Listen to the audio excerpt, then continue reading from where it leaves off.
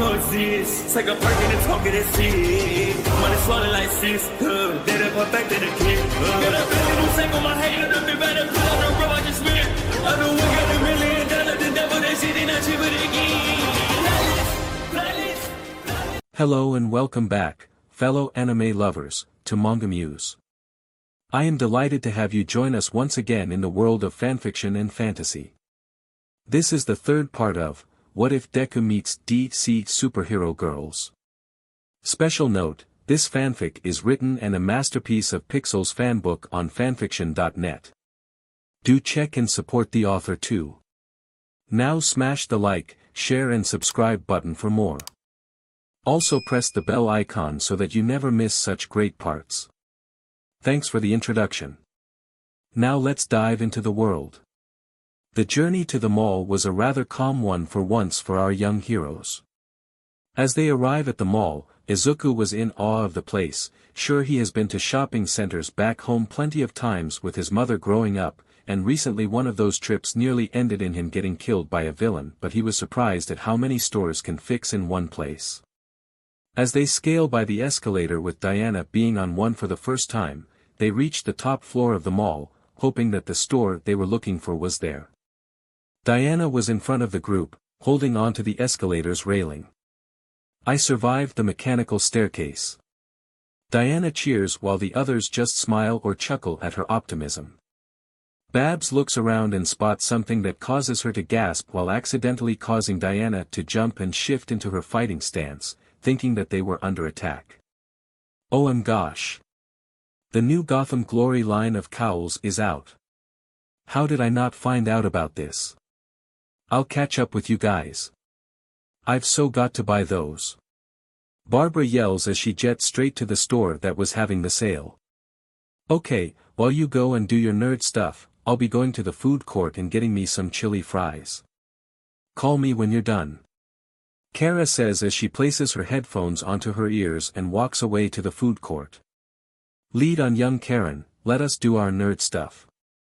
Diana says placing her hand on Karen's back and the short, and youngest member of the team, guide the Amazon princess and the Japanese exchange student to the electronics store. They pass by a store that sold sports gear, unaware of what was happening in said store. The trio arrive at the store, they enter it and see that it was filled with all types of electronic items, old and new. Being this was her first time in such a place like this, Diana was in awe at the sight as she aimlessly walks around the store and looks at one thing to the next that caught her childlike attention. Izuku too was walking around the store, seeing items that he'd mostly seen back in Japan but here in the States, they were different to the how he knew. He continues to look around until he spots Karen paying for something that he assumes that it was what she was looking for. Did you find what you're looking for, Karen-san? Izuku asks as he goes over to her and Karen turns to him and nods. Yeah, and with this. My tech won't burn out and I can finally grow. Karen says as she holds out a circuit board in her hand, which causes him to frown a little. While he had no problem with people growing to giant sizes, considering that he's met someone with the power to grow to a giant at will back in Japan, what he did have a problem with was what was messing with Karen to make her do this, and he had a clear idea on what it could be. Karen. I know this isn't my business and I have no problem with your goal of being bigger than where you are, but why do you want to grow big quickly? Izuku, biting the bullet and asks, causing the girl to stop for a moment before she turns to him. I just, so sick and tired of being picked on just because of my small size. Everyone I've met in my life has made fun of my shy nature and size. And I can't do anything about it since I'm too shy to stop it or too scared to stop them. I'm just tired of it all. Karen says as she looks down to the floor with her hair shadowing her eyes while tears were beginning to form in the corner of her eyes. Izuku looks at her and couldn't help but see himself in her, his old self. The one who was the scared, shy quirkless kid who lived up until a year ago. Karen. I'm so sorry that you feel like this, but I know how you feel. Izuku says as Karen softly scoffs a little. No offense, Izuku, but it's not like you know what I'm feeling right now. Karen says as Izuku just looks at her as his eyes go dull a bit. Actually, I do. I know exactly how it is. I'm probably the only one in our team that knows what you're going through, but I've experienced worse. Much worse, Izuku says, causing Karen to look up at him with a confused expression. You do? Karen asks as Izuku nods. I know how it feels to be different from everyone else, being called names like worthless, a bug, stalker, nerd, bstrd, freak, loser, etc. I know how it feels to be beaten by 3 to 5 of your classmates every day when they use their powers on you and know you can't even defend yourself from their assault.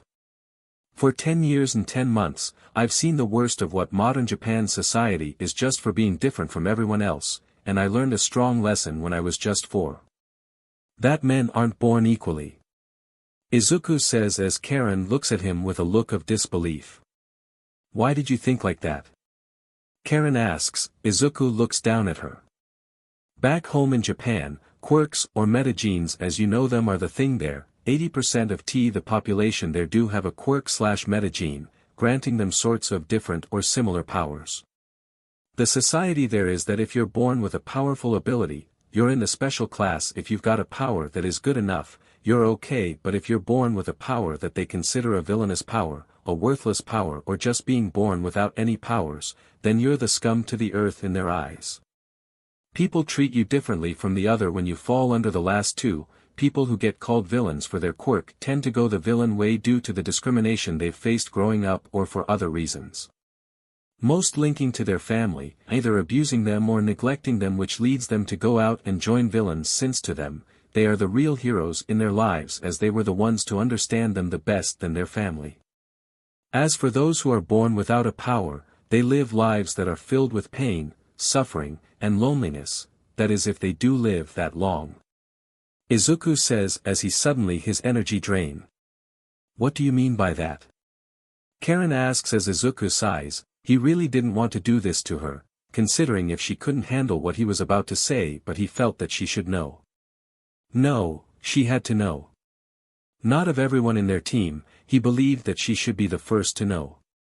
Because due to Japan's society's view on the quirkless or the normal, people who fall under that class commit suicide at the avenge age of 14 every year, and the people who drove them to do it, they don't care about what they hear about it.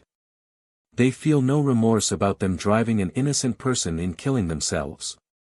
The number of the quirkulous/normal in Japan was around 20% of the population, but that number is getting smaller and smaller than what it was over 100 years. I think that in a decade or so, there won't be any normal people in Japan anymore if things don't change soon. Izuku says as Karen's eyes widen in utter shock and horror at what he said, with her hands going to her mouth. Oh my God, all those people. Just because they were born without a special power.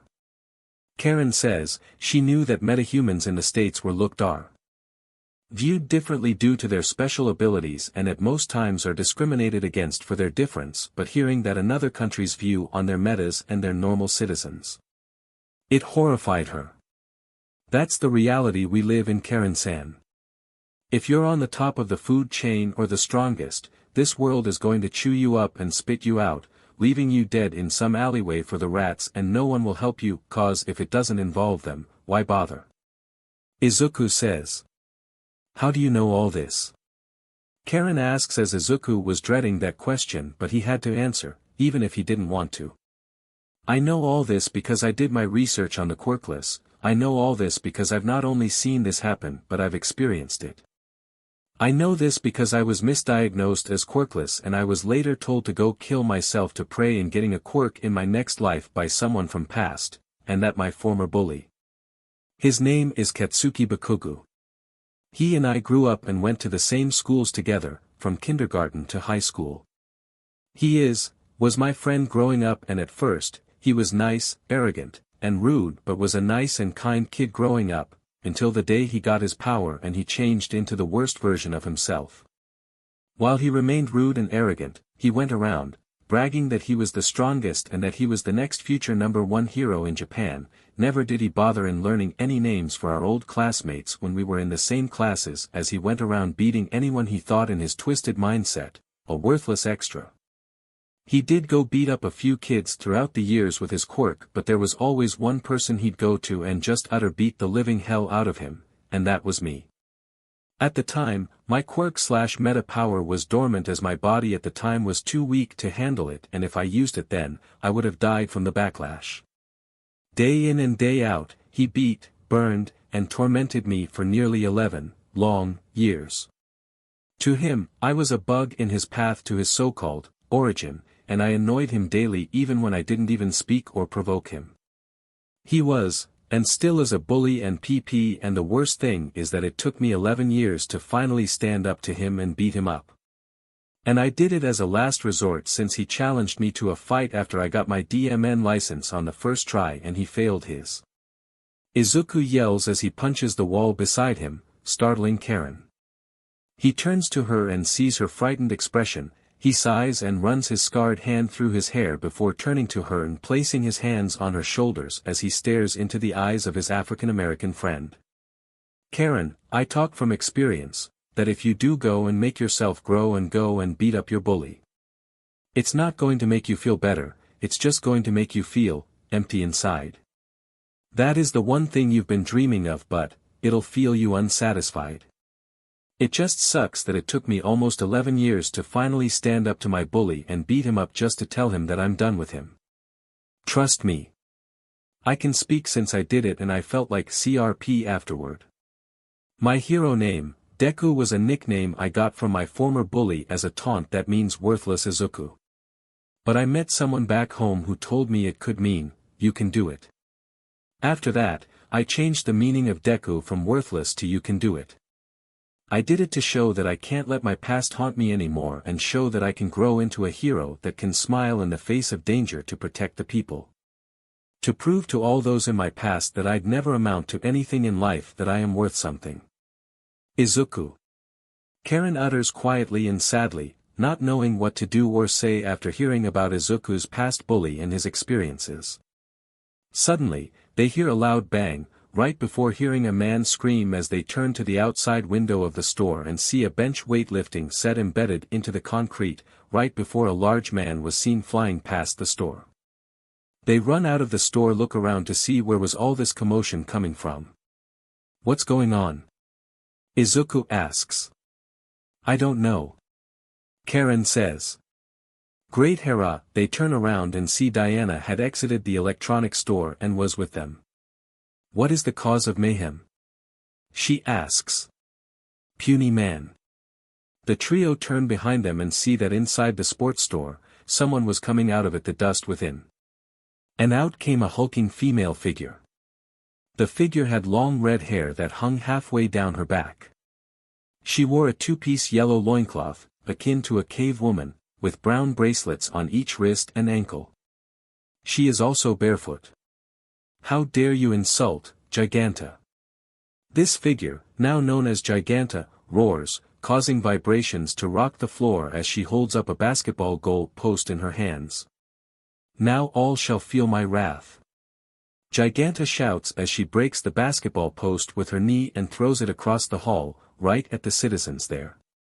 Just before it could hit the citizens, a hand catches the weapon with ease. It was Diana in her Wonder Woman outfit. Citizens. Clear the area, we shall face off with this broth. Come sister and Zeus's champion. To battle. Diana yells as she discards the broken sports equipment. But my suit. It still needs that part dash, Karen was trying to say to Diana, but the Amazon princess wasn't listening to her as her warrior drive took over and she engages in battle, to be in it to work. Karen says with a swear drop forming on her back. Okay Karen, go back to the store and install that part into your suit and see if it's working now. Izuku. What are you going to do? Karen asks as Izuku doesn't answer immediately but instead goes to his backpack and pulls out his hero outfit suitcase. I'm gonna go help Diana out to buy some time. Hopefully, Kara and Barbara hear this and comes over to help. Izuku says as he opens his suitcase and starts taking his hoodie and t-shirt off, unaware that Karen was still there and was watching him undress. Diana was in the air and charging towards Giganta, who just stood in place as the Amazon warrior delivers a heavy punch onto the giant girl's face, causing a shockwave to blow the area but only to have her reel back a bit in pain as she felt the recoil of her punch. By Zeus's white beard. What are you made of? Diana asks while still nursing her hand. Pure and strong muscles. Giganta claims as she swats her hand at Diana, causing the Amazon to fly back. Suddenly, she was grabbed by Deku as he lands back on the ground with his feet digging into the ground until he came to a halt. Are you okay, Wonder Woman? Deku asks as Wonder Woman nods and gets off Deku's arms. Yes, I am alright. But we appear to have a problem. Giganta is durable. She was able to withstand my punch just moments ago and appeared to not have felt it at all. Wonder Woman says as she stops nursing her hand and looks at it to see it had a bruise forming. Meaning that going into a head-on fight won't work. Which means we have to fight long range and try to outsmart her. Deku says as full cowling starts to surge around his body. Correct. Wonder Woman says as she stood up, but she notices something. Where is Sister Kai? Bumblebee. I told her to remain in the electronics store and repair her suit. If she can get it to work, then we might have a chance in defeating Giganta. Deku answers with Wonder Woman's understanding. Okay, then let us try in stopping this villain until help arrives. Wonder Woman says as Deku nods. The two then turn to Giganta, who just smirks and cracks her knuckles.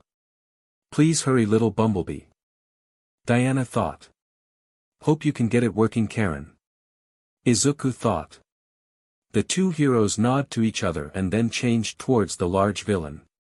They throw two heavy kicks which Giganta blocks with her arms as another shockwave rocks them all, but the combined force of their kicks did have a result as Giganta found herself getting pushed back a few feet right before she flexes her arms, forcing the heroes to fly back. The two heroes roll on the ground before flipping a bit and landing on their feet. They look up and see that the hulking girl had a dumbbell in her hand as she takes one part of the eights off one side and puts them on the other side and uses it as a makeshift club. Diana looks on the ground for a weapon before she finds a hockey stick, picks it up and spins it around before slipping into a combat bow fighting style, while Izuku just fixes his gloves' dual-layered bands as the outer layer jolts forward before retracting back down. Moments pass before they charge at Giganta again, with the villain doing the same.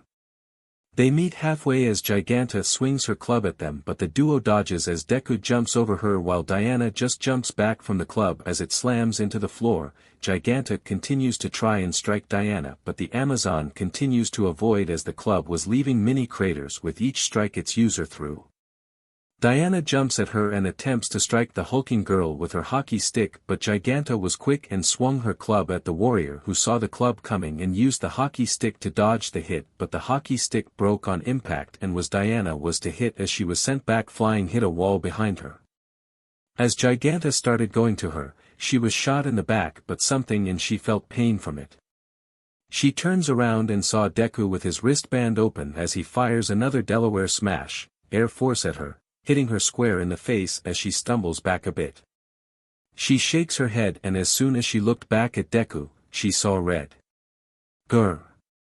Giganta growls as she charges toward Deku. She leaps into the air and throws a punch at him, but he jumps away from the punch with her, leaving a big crater on the floor. Deku runs around her and starts to shoot a barrage of air cannons at the giant, who just tanks most of them while changing at the hero.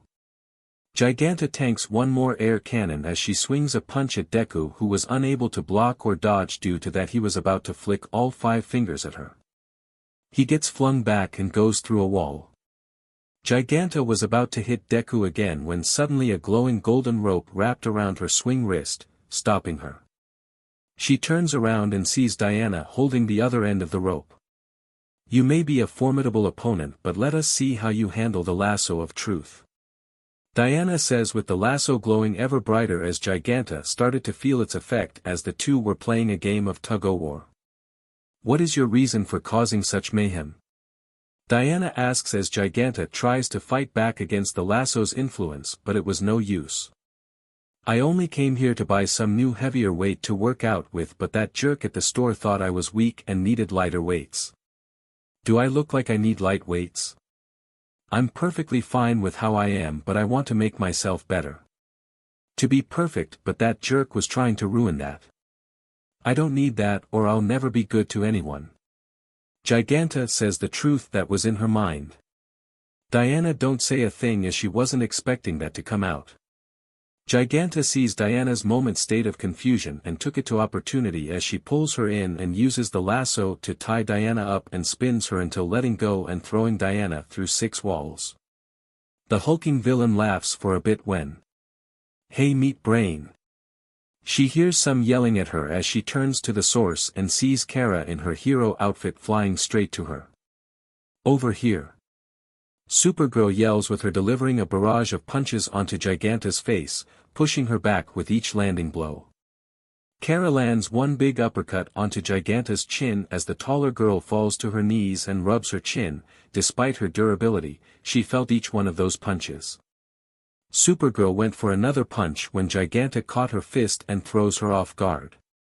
She then throws Kara away but grabs her leg and starts to swing her around in the air until she smashes the Kryptonian into the floor face first and then slams her back, and repeats this action several times until slamming the blonde one last time. The blonde Kryptonian groans a bit as she shoots back on her feet as she was covered in bruises while her outfit had tears in some places. "Is that all you got?" Kara asks, not ready to give up yet, as she throws a punch to Giganta's stomach and lands it as the giant coughs up spit from the blow.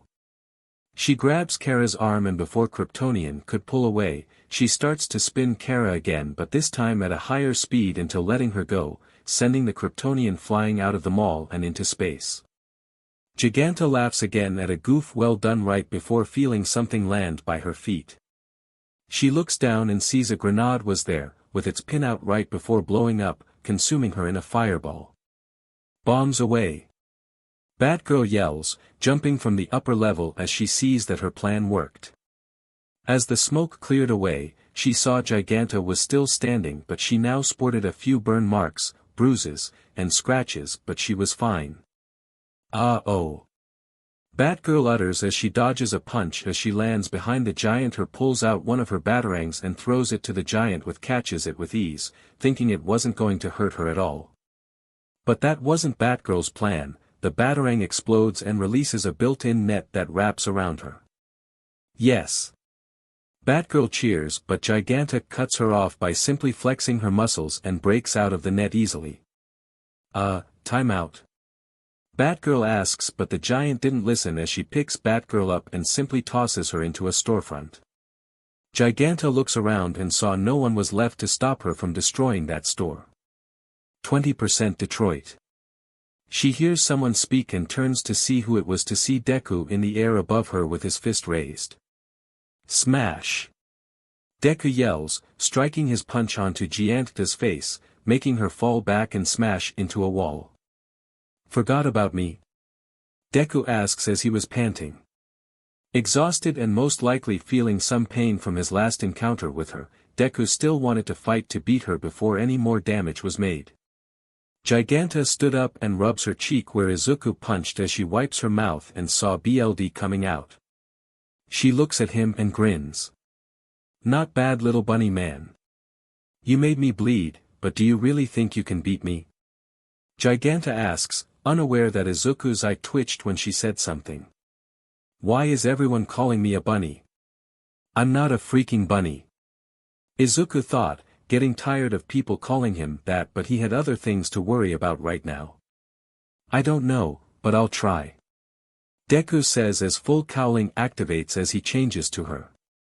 Giganta went for a punch once he got into range, but Izuku leaps into the air and dodges the punch with him, sending a kick to Giganta's face, making her reel back from the kick once it landed. Izuku lands on his feet just under the giant, but he leaps backward. He saw Giganta trying to stomp on him. Once he had enough distance from her, Deku lifts his hand up and starts sending air cannons to her again, but Giganta saw them coming and used a sign from a store as a shield and throws it at him with him dodging it. As he was about to turn back to Giganta, she was already there, waiting for him. Okay, enough games. I've something special for you, little bunny man. Giganta says as she pulls Izuku onto her with his face on her large melons, which causes him to blush, but that soon changes when she starts to give him a big bear hug, but to him, it felt like was getting crushed by a press. Ah! Deku screams from the pain he was feeling as Giganta continues to squeeze the life out of Deku until someone shot a blast of yellow electricity at her head, causing her to get stung and releasing Izuku, who just falls to the ground and couldn't get up due to the pain. As Giganta shook the shock off. Hey! She hears another person yell behind her. She and Deku turn to see Karen in her new suit, but it took Giganta a few seconds longer than Izuku to find Karen, and when she did find her, she was shaking like a leaf. Giganta sees this and laughs. Ha ha ha ha. Oh, and what are you going to do, little bee? Giganta asks as Karen just shakes in fear, but once she started to look around and the damage and her friends and their condition, Karen gulps down her fear and starts to get serious.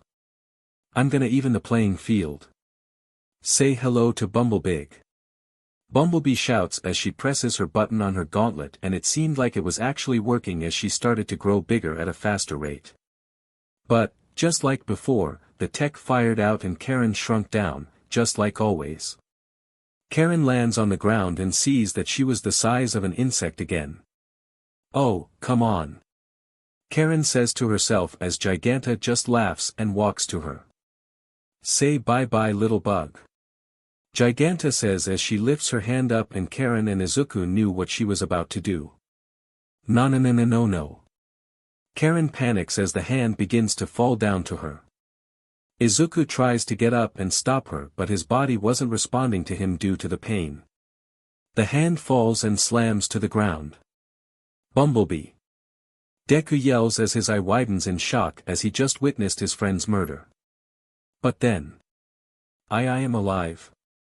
Izuku hears a faint yet familiar voice come from where Karen was. Bumblebee. Izuku calls and sees a yellow light fall out of Giganta's hand and land next to Izuku. I'm alive. Bumblebee yells as she and Izuku were relieved that she was still alive. That was when Izuku noticed the size difference between Karen and Giganta and got an idea. Your size, she can't hit you with her hands. Izuku says as Karen starts to get what he was saying. Because I'm a puny little insect. Bumblebee says. Not the words I was going to say, but yes, that's right. Deku yells. Now feeling confident, Bumblebee takes off to Giganta and starts to fly around her, acting like a fly as Giganta tries to punch and swat at her with her hands, but thanks to her upgrades and size, Karen easily avoids them. Karen flew up above and saw Giganta was waiting for her. When she gained an idea, she flies straight to her and flies into her loath top and flies around it, causing Giganta to start laughing at the feeling right before she felt a sting, causing her to fall down to her butt. Karen flies out of the top and floats in front of her as she started to gain a smile. Talk about a small fish in a big pond, huh? Karen says as she flies away with the giant girl giving chase. Karen leads Giganta to a wall which she flies up to, and Giganta follows her by climbing it. Once the giant reached the top, Karen was there, waiting with her stingers out and aimed at her face. She fires them, but the stingers shot out a low changer at Giganta's face. Note to self, up power leaves to stingers. Eep. Karen eeps as she sees Giganta throw a punch at her. She dodges it and gains an idea. She flies straight to Giganta, who throws another punch, but Karen quickly dodges it and the punch lands. Not on Karen but to Giganta herself right in the face as it throws her off on the loop. Karen just floats to the dazed Giganta and smirks as the giant was trying to keep her balance. Hey, why ya hitting yourself? Karen taunts as she taps Giganta on her nose, and causes her to fall over the railing and send her crashing straight into the mall floor with enough floor to go through all the levels until hitting and stopping at the underground parking lot. Karen flies back down to the normal level and grows back to her normal size and sees the holes. Did I do that? Karen asks before seeing Giganta was laying down there, defeated. Karen-san, what happened? Karen turns and sees Izuku, who was being held up by Diana, Babs, and Kara, who just arrived back from space, meet up with her. I won, I won, I won. Karen yells as she goes over to them and hugs them in victory. But she soon realizes who she was hugging and eeps while backing away, blushing. Nice job, kid. Kara says and pats Karen's back. You fought strong, young Karen. Diana says. Growth tech. Who needs ya? Babs cheers. Izuku looks down to Karen and places his hand on her shoulder, making her look at him. See, Karen. You don't need to change who you are, you just have to embrace yourself and not what others think of you. Izuku says as Karen returns the smile but still blushes. Thanks, Izuku. For helping me realize that. Karen says, feeling proud of herself for a change. The next day, we return once again to Metropolis High at the football, and we see Karen was walking on the track to school as she was busy texting on her phone, but this time, she was with Izuku as he had met up with her on the way to school and the two walked together. As they walked, Doris and Leslie were seen hanging around with Doris having her football in her hand. Once the two had spotted the two friends, Doris smirks. Hey, Beecher. Heads up. Doris yells as she throws her football at Karen. Izuku sighed and was about to catch it when Karen, acting purely on instinct, catches the ball without even looking up from her phone. Once she noticed that she had the ball in her hands, this shocked her as she never could do that, and Izuku was impressed by this. The two look at the bullies and see their shocked expressions, upon seeing Karen catching the ball. Hey. Give me back my ball. Doris demeaned.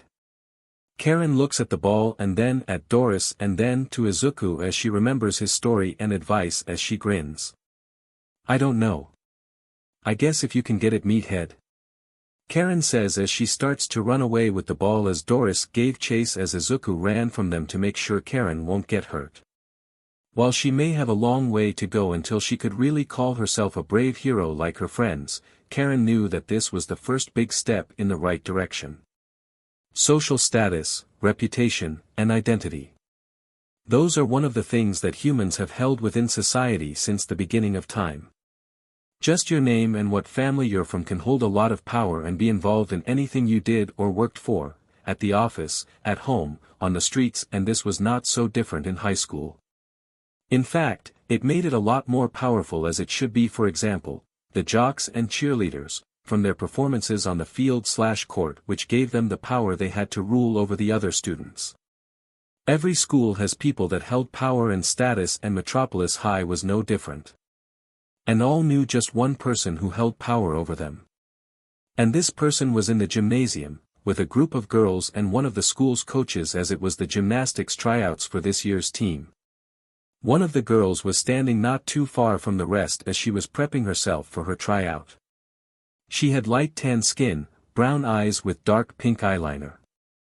Makeup, long blonde hair tied in a ponytail, and was currently wearing the gymnastic team outfit, which was a blue and orange leotard with a white stripe coming from her shoulder, crossing her chest and ending right up to her right hip. She was Barbara and Minerva, or what she was better known to everyone within the school as Barbie. She was the daughter of a famous explorer and businessman, which she of course brags about at every given moment, as she was the school's top achiever, having been number one in pretty much everything in the school. Barbie takes a deep breath as she looks at a little jumping board in front of her. She sprints towards it at high speed, making a big jump on it, which causes her to soar across the gym as she does a triple rolling front flip and makes a perfect landing on both of her feet as she does an elegant pose as her teammates cheer for her, with one of them holding a towel for her while the coach nods and writes down her score on her clipboard. If you keep vaulting like that, Barbie, we might actually win gold this year. One of the gymnasts says, awestruck by Barbie's display of skill. Barbie takes the towel and uses it to wipe off the little sweat she has gotten from her flips. Well, it wasn't me who fell on the uneven bars. Barbie says as she places the towel around her neck, while the girl she spoke to looks down embarrassed, remained on the incident where she fell onto the uneven bars while she was practicing something. Nice work, Barbie. That might have been your cleanest vault yet. The coach compliments as she walks over to the girls. Great, if it's settled, I'm captain again. Let's get one thing clear. Barbie says as she looked like she was about to say something serious to her teammates, but the coach stops her. Hold on, we've got one more girl who's looking to get on the team. A Diana Prince. The coach says, causing Barbie to roll her eyes. Oh right, the new Greek girl. Barbie says. They turn to the back of the gym and see Diana in the same leotard, crouching down on the floor as she looked to be praying. Lift me Boreas. Let your wintry breath keep me aloft. Diana whispers to herself, praying to the Greek gods watching over her. Prince. Diana was forced out of her praise as she looks up and sees everyone looking at her while Barbie just raises one of her eyebrows. She then stands up and takes one deep breath and lets it out as Diana gains a determined expression. She takes off in a full sprint towards the jumping board. Just before she reaches the board, Diana flips herself to an angled jump before landing on the board and performs perfect rolling flips, flipping over the girls and coach right as she elegantly lands on her feet behind them as she strikes a pose. Everyone apart from Barbie was in shock and in awe at the elegance Diana displayed in her flips. The girls rush over to the Amazonia and gawk at her while the coach looks at her and Barbie, and a thought came into her mind. Maybe this year, we should have co-captains. The coach says, thinking that Diana and Barbie would be a great combination for the team. Barbie on the other hand didn't think the same. What? Absolutely not.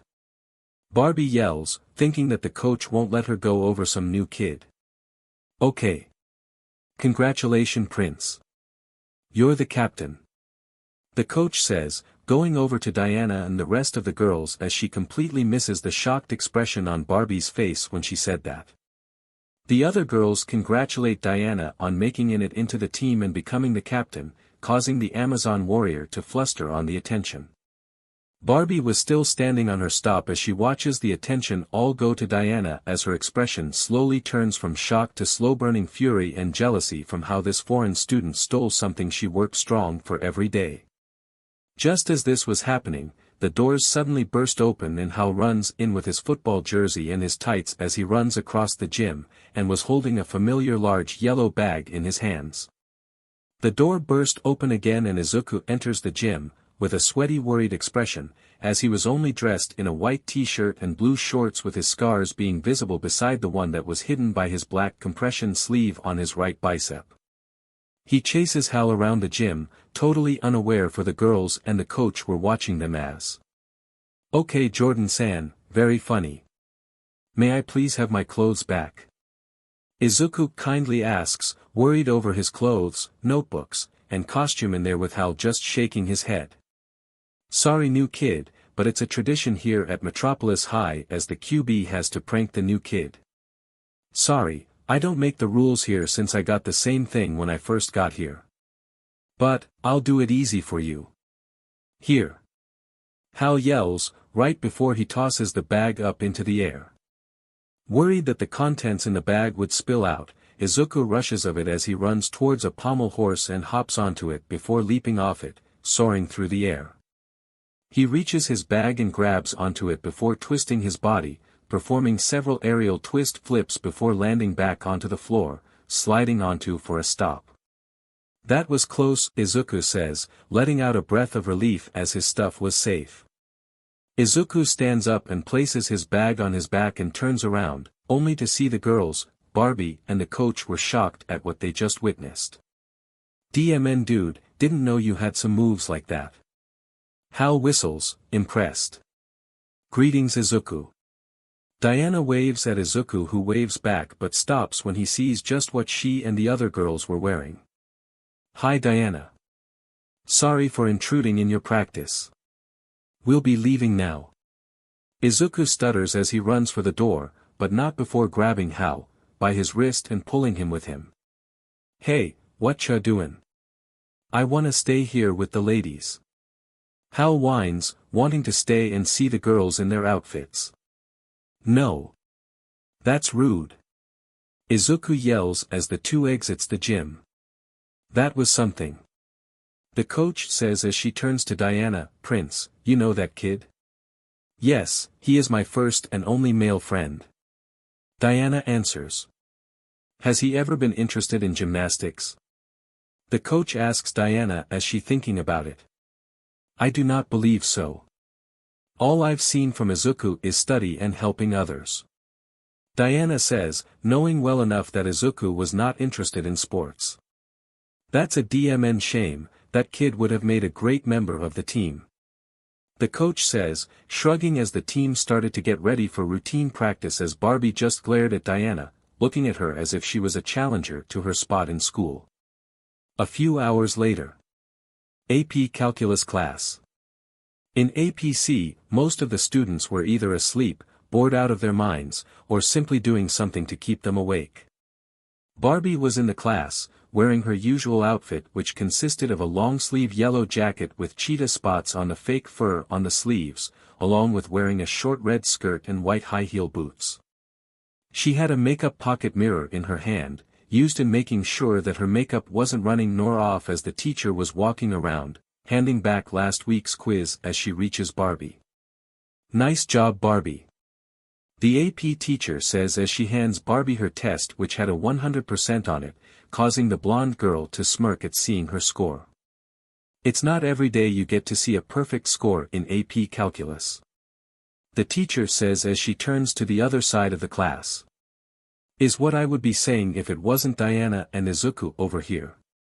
Both of them got a 102% on the test.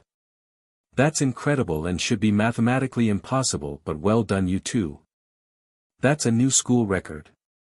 The teacher says as she shows the class Izuku's and Diana's answer sheets to reveal the 102% on them before handing them to the duo. The class look at the two and gave them a round of applause, causing Izuku to blush from the attention and sheepishly smiles while Diana just slights blushes and smiles.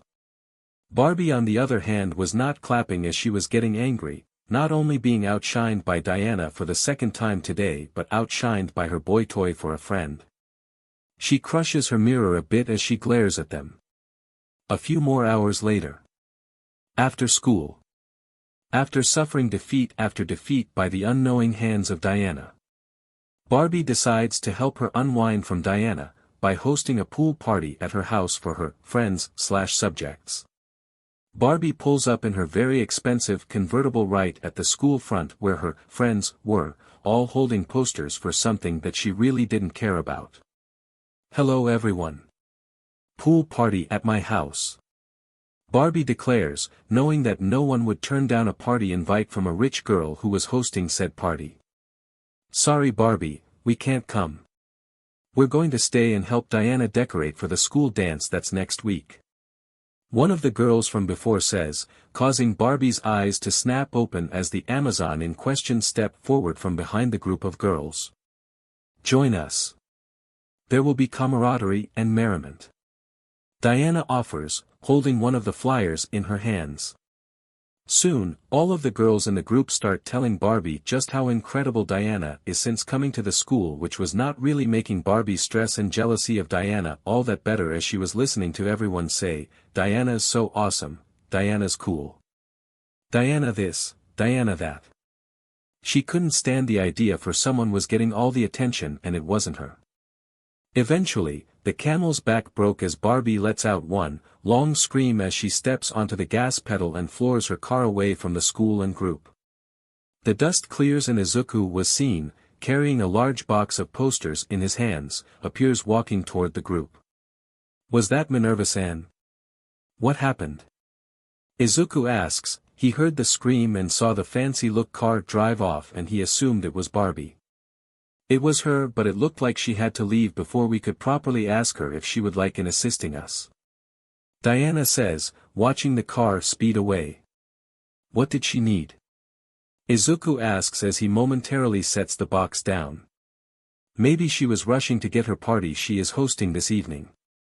Diana says, cause making Izuku turn to her with a confused expressed. A party? But it's Tuesday. Nobody parties on a Tuesday. Izuku says, knowing well that nobody, literally nobody parties on a Tuesday. Eventually the group gather their things and walk back into the school to do their tasks. Back with Barbie, she was still screaming as she blitzes through traffic and the lights except when it was red. She continues to scream all the way until she reaches her house, which in reality was a large mansion. Barbie exits her car and processes in entering her mansion still screaming as the door was opened by two of her butlers to whom she doesn't give thanks or even acknowledge them as she stomps her way through the large yet empty halls until she reaches a door. She tries to enter through the door but it doesn't budge. She looks at the door and sees a "private" on it. "Nice try, Daddy," Barbie says as she narrows her eyes and kicks the door open. Once the door had opened, Barbie walks into the room which was a study, filled with an assortment of books, exotic weapons, and trophies, both material and game animal heads. Most found in the heart of the African savanna and ancient relics and artifacts, most looking like were a part of rituals and occults that should not be named. Barbie continues to walk around the room in search of something she thought could help her overthrow Diana and get her spot as the queen once more. She reaches a glass cabinet in the back of the room by a desk that was filled with more dark and strange relics and artifacts. Barbie opens it and starts looking at the contents to see what was the right one to use. "Too quick," Barbie says, looking at a bottle that had black liquid inside and a sketch of a skull on the bottle. "Too humane," Barbie says, looking at a dagger. "Too slow," Barbie says, looking at a voodoo doll. She continues to look at the cabinet's content with nothing looking to do what she wanted in her quest until she spots a statue that was in the shape of a cheetah. "Hello. This will do nicely," Barbie says, taking the statue. "Diana Prince, Miss Little Perfect. Let us see how you deal with a curse that's fit for the perfect girl," Barbie says as she starts to rub on the statue's head. "Pity to those on the cheetah path, for they shall feel the cheetah's wrath. Grown from spite and hate, swift as the wind, she shall seal your fate," Barbie yells while raising the statue in the air, expecting for something to happen, but strangely enough, nothing did happen. Barbie waves the statue around before lowering it back to her face and sees it did nothing. "Goor, stupid useless hunk of junk," Barbie says, dropping the statue to the floor and walking to the door. Just as she slams the door close, the statue's green gem eyes begin to amorously glow before turning to the door, where Barbie just was. The next day. Metropolis High School. It was the next day and the weather was not on the bright side with the clouds blocking out the sun with most of the clouds looking dark as if it was about to rain. We see young Justice together making their way to the school. "I can't believe that the first school dance is coming so soon. Aren't you guys excited?" "Not really. It's just another school snooze fest, but it's just something with crappy music," Kara says. "Oh Kara. This does give us girls the chance to dress up and flaunt to all those there. And to showcase our dance moves," Z says. "Dresses, dancing." Karen stutters as she blushes. She really couldn't imagine herself in a dress without getting embarrassed and she doesn't know how to dance. Jessica sees her fluster and places her hand on Karen's shoulder to comfort her. "Relax Karen. I'm sure Z was just exaggerating. Right Z?" Jess asks while giving the magical girl a sharp glance. "Was I?" Z says with a smirk, causing Jess to sigh from her antics. Z. Babs turns to the only male member of the team. "Say Izuku, does your school back home have dances too?" Babs asks, causing Izuku to think on the question for a moment. No. Not really. My school back home really isn't the type in hosting a dance, especially with what has happened over the past year." Izuku says but mutters the last bit to himself, knowing fully well that UA would not have a dance due to a possible villain attack if they had one. "So, would that mean that this will be your first?" "Yeah. It would be." Izuku says. Babs rushes to his face, invading his personal space as usual. "You have to come." Babs yells as her eyes lit up. I don't know. Izuku says, rubbing the please with a cherry on top of a super yummy sundae. Bab says as she gives Izuku her best impression of puppy eyes. I'll think about it, Izuku says, causing the hyperactive bat-theme heroine to cheer in victory. Well, I believe you will like what the decoration committee and I have done for this merriment. Diana says, feeling proud of what she and the others did yesterday. Yeah, I hope everyone else is liking the decorations. Izuku says, feeling equally proud. Well, let's check them out. Bab shouts while opening the door. Upon entering the school, the teens noticed several of the students were gathered and looking at the posters. When they take a closer look at the posters, they saw they were ripped and torn apart. What happened? Izuku asks, picking up one of the remains of one of the posters. Looks like someone already tore up the dance floor. Kara says, all pun intended, as lighting went off outside and rain began to pour from the heavens. That isn't funny, Kara. Jessica says. You're right. Instead of cutting the rug, they cut the posters. Kara jokes again, this one wasn't funny as well. That's not what I meant. Jessica sighs, rubbing her forehead from the headache she was getting, but Kara wasn't done yet. Wait. I got one more. Maybe the dance shouldn't have booked a band that shreds.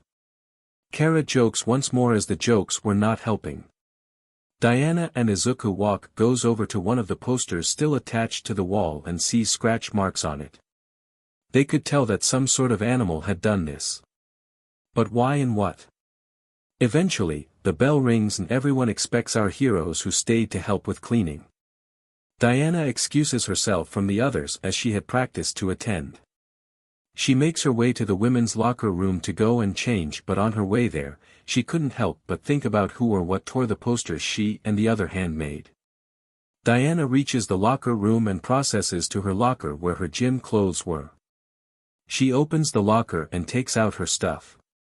When she closes the locker door, she sees a scratch mark clawed onto her locker, causing her to gasp. She traces her fingers onto the scratch and feels the scratch and feels that they are fresh, then she hears something rush beside her. She turns and sees a bottle on the floor, rolling across the floor. She looks around if anyone was in the room when something rushes behind her, causing her to turn only to see nothing. She cautiously turns around, not knowing what was going on. Only for her to see something in front of her, with it pouncing on her. Back with the others, they were continuing to clean up and tear the last of the destroyed and damaged posters while the rain outside got worse. Guys, we better hurry up before someone slashes the ticket prices to the dance. Kara says another bad pun, much to Jessica's dismay. Kara. Jess groans, she's had enough of the Kryptonians' bad puns. Suddenly, a phone goes over as the girls turn to Izuku, who sees it was his phone that was ringing. He takes his phone out and sees it was his mom calling and had an idea why she was calling, so he picked the call up. Hello? Yeah, Mom. Does she have Mr. Snuggles with her? She does. Okay, tell her that I'll be with her all day when I get back home and we'll build a pillow fort to protect us from the lighting monsters. Love you too, Mom. Okay, bye, see you later. Izuku says as he ends the call. Was that your mom? Karen asks with Izuku nodding. Yeah, she called me to tell me that Eri's hiding under her bed. Izuku says, causing the girls to get confused. Why would she do that? Z asks. She's scared of lightning and thunder. She would always hide somewhere whenever a thunderstorm went over. So, I decided to stay with her to protect and play with her while making a fort of pillows. Izuku says, making the girls awe at his kindness and generosity towards his sister. Wow, that's really nice of you, Izuku. Bab says. I'm her big brother and hero. I'll do anything to keep her happy and safe. Izuku says as he smiles, thinking of her and her happy smile. Just as they finishing the cleanup, they hear Diana scream and a loud bang from the girls' locker room. The female of young justice enters the locker room and finds Diana laying on the floor. She looked like she was fighting something feral as there were claw scratch marks on some parts of her body with her hair and clothes were damaged and out of place. Diana. What happened? Who did this to you? Karen asks. I do not know. Something knocked into me, it came out of nowhere. Wait, where is Izuku? Diana asks, not seeing her friend with the others. This is the women's changing room. He'd probably get into a lot of trouble if he was caught in here. Z says, clarifying the situation on their missing friend. And he's outside. Jessica says as she pulls out her phone and dials a number. It didn't take long until the call was picked up. Is everything okay in there? Izuku asks, through the phone as he was worried. We're okay. Diana's fine. Babs says as Izuku let out a sigh. Diana does the same until she realizes something. We must find the one behind this attack before they hurt anyone else. Diana says. But who would do this to you? Karen asks. Babs starts thinking about this and lets out a gasp as she came to a possible theory. Her gasp alters everyone, including Izuku. Don't you guys see? Someone is clearly behind this as they are most likely fueled with jealousy and hatred and feel that they're having their status quo taken from them when Diana showed up to Metropolis. Feeling that Diana is a possible rival and threat to them, and added to their existing crumpling which most likely has been caused by absent parents and the lack of proper, happy childhood has caused an ancient horrible curse that has manifested itself into some weird yet dangerous feline monster which is stalking its intended target which is Diana. Barbara shouts as she finishes her explanation. Everyone in the room looks at her with a dumbfounded expression and were quiet as Babs's explanation really didn't help them understand. Did anyone get that? All I could hear was a gasp. Izuku asks, when Babs was explaining what she thought was going on, all he could hear was babbling. What I am trying to say is that there's a monster on the loose. Babs shouts, going to layman's terms. She goes over to Jess's phone and talks to Izuku. Izuku. Did you see anyone leave the room? Babs asks. No. I saw nothing come out. Izuku says. If there really is a monster after you, then we have to get you to somewhere safe. Jessica says as she helps Diana back to her feet. It's not Diana that needs protecting. Kara says, punching her fist into her hand with Diana catching what she was implying. Whatever is in the school could be a big danger to the rest of the students and staff. We must find a way in evacuating everyone from the building. Diana says. But how? Z asks. We could try in asking everyone to leave in an orderly fashion and, wait, Kara. What are you doing? Izuku was saying until the sound of glass shattering was heard through the phone before hearing some shuffling from Izuku's side until the call was dropped. Then, a siren goes off which startles the girls a bit with all the students and staff running out of the school and into the stormy weather. The girls then notice Kara was not in the room before seconds later. Kara walks back in with a blushing and steaming Izuku over her shoulder as she approaches the girls. She sees their expressions. What? You guys were going to take forever, plus this way is faster. Kara says. But, why bring Izuku here? Karen asks as Kara sets Izuku down. So Greenie can safely change into his suit in the showers while we change here. And he won't peek. Right, Greenie? Kara asks as her irises glow red while glaring at Izuku, who gulps. Right. Izuku says. Once a minute passes, the entire building was empty minus for our heroes as they were sure that it was them and the monster who was left in the building. Looks like we're the ones in the school. Kara says using her X-ray vision to scan the entire school. Then come Sisters and Zeus's champion. Let us begin the hunt. Diana says as Izuku runs to the shower as they all change into their hero outfits. Once fitted into their outfits, they exit the locker room and walk into the hallway, only for the power to go out, forcing. Alright team. Since there is much ground to cover, I say we should split ourselves.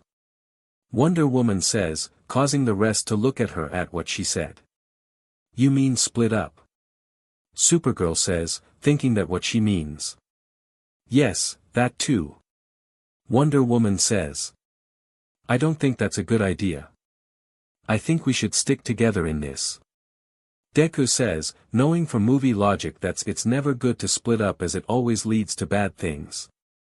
Relax Deku. That stuff only happens in movies. Besides, that only happens to those who drink, smoke, or to have section. Zatanna says, missing the blushes from Bumblebee and Deku. With most of the team agreeing, they split up and went to different sections of the school. Green Lantern went to search the library and the auditorium, Batgirl went to search at the ground level of the school and the labs, Zatanna headed towards the cafeteria and second floor, Supergirl headed towards the principal's office and then to the teacher's lounge, Bumblebee to look through the second floor, Deku to the football field before looking through the locker rooms and the roof, and finally, Wonder Woman to the third floor. All of the teens went to their assigned spots, unaware that a pair of emerald green silted eyes were observing them, from within the shadows. Green Lantern. Green Lantern enters the library only to see it was dark. Using her ring to form a construct of a candle to illuminate the area, she cautiously starts her search, not really knowing just what kind of monster she and the others were facing. She makes her way to the first row of bookshelves and looks in between them only to see what was being lit in front of her by her candlelight and not the far back. She quickly changes the construct to a flashlight and flashes the light into the far back of the row while walking in between the shelves. She steadily walks and looks around for any show of life as she reaches the end of the shelves when they led her to a row of computers. Suddenly, she hears something behind her which causes her to turn to the source only to recognize it as a cat's meow. Oh, gracias a Dios, it's only a cat.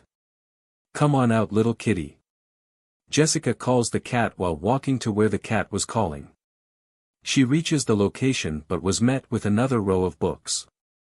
Confused, she turns her flashlight construct into a lantern construct and the meow noises turned into that of a big cat's growl, causing Jess to turn right on time for the monster to knock her into the books behind her, knocking her out while snuffing the construct light out. Batgirl. With Batgirl, she was slowly walking through the halls. Slightly terrified as she had many bat-themed monster hunting gadgets on her which included a bat wooden stake, a bat night vision goggles, and a bat dog whistle. Batgirl was busy watching a radar she held which showed the current live locations of her teammates throughout the school. She scrolled left and right on the radar, in hopes she could pinpoint the monster's position and alter her friends. Suddenly, she sees Green Lantern's logo blink to indicate that she stopped. Zooming on the radar, Batgirl observed the location as she spots a red dot approaching Green Lantern's position, only to see her logo disappear and the red dot continuing to prowl around. Oh no! Jess! Batgirl utters, afraid of what had become of her friend only for her fears to enlarge as she sees the red dot closing onto her position. Quickly turning around, she saw on the radar that the red dot was coming to her from behind. Batgirl quickly pulls out one of her batarangs and slowly backs away while looking at the radar. She sees the red dot stop just in front of her before it moves right onto her logo. Frightened, Batgirl throws a barrage of batarangs around, hoping she got the monster. Once she stops, she looks at the radar if the red dot had disappeared, only to find it was still on her. She pulls out one more batarang only to get pounced from above and her radar falls to the floor as the red dot and her logo flash before it disappears and the red dot remains with it moving to its next victim. Zatanna. Inside the cafeteria, Zatanna was floating around while paying close attention to her surroundings while having her hands up, for a spell just in case. As she floats around, a shadow was looming just above her, and Z senses this as she turns to where the shadow was and fires a magical blast to where the shadow was, only to see there was nothing there and that she fired near a VUNN machine. Phew! There was nothing. Zatanna sighs. But she then hears a growl from behind. Frightened, She turns around and sees the tables getting knocked over by something with glowing green eyes. Zatanna panics and starts firing spam of magical blasts at this figure, with it dodging and weaving past the blasts while continuing to make its way to her. Z continues to blast at the monster only to see that none of her attacks were hitting it. Once the monster had reached her, Z screams and flies out of the cafeteria with the monster giving chase. Supergirl. Inside the principal's office, Supergirl quickly notices that everything in the room were okay and in place.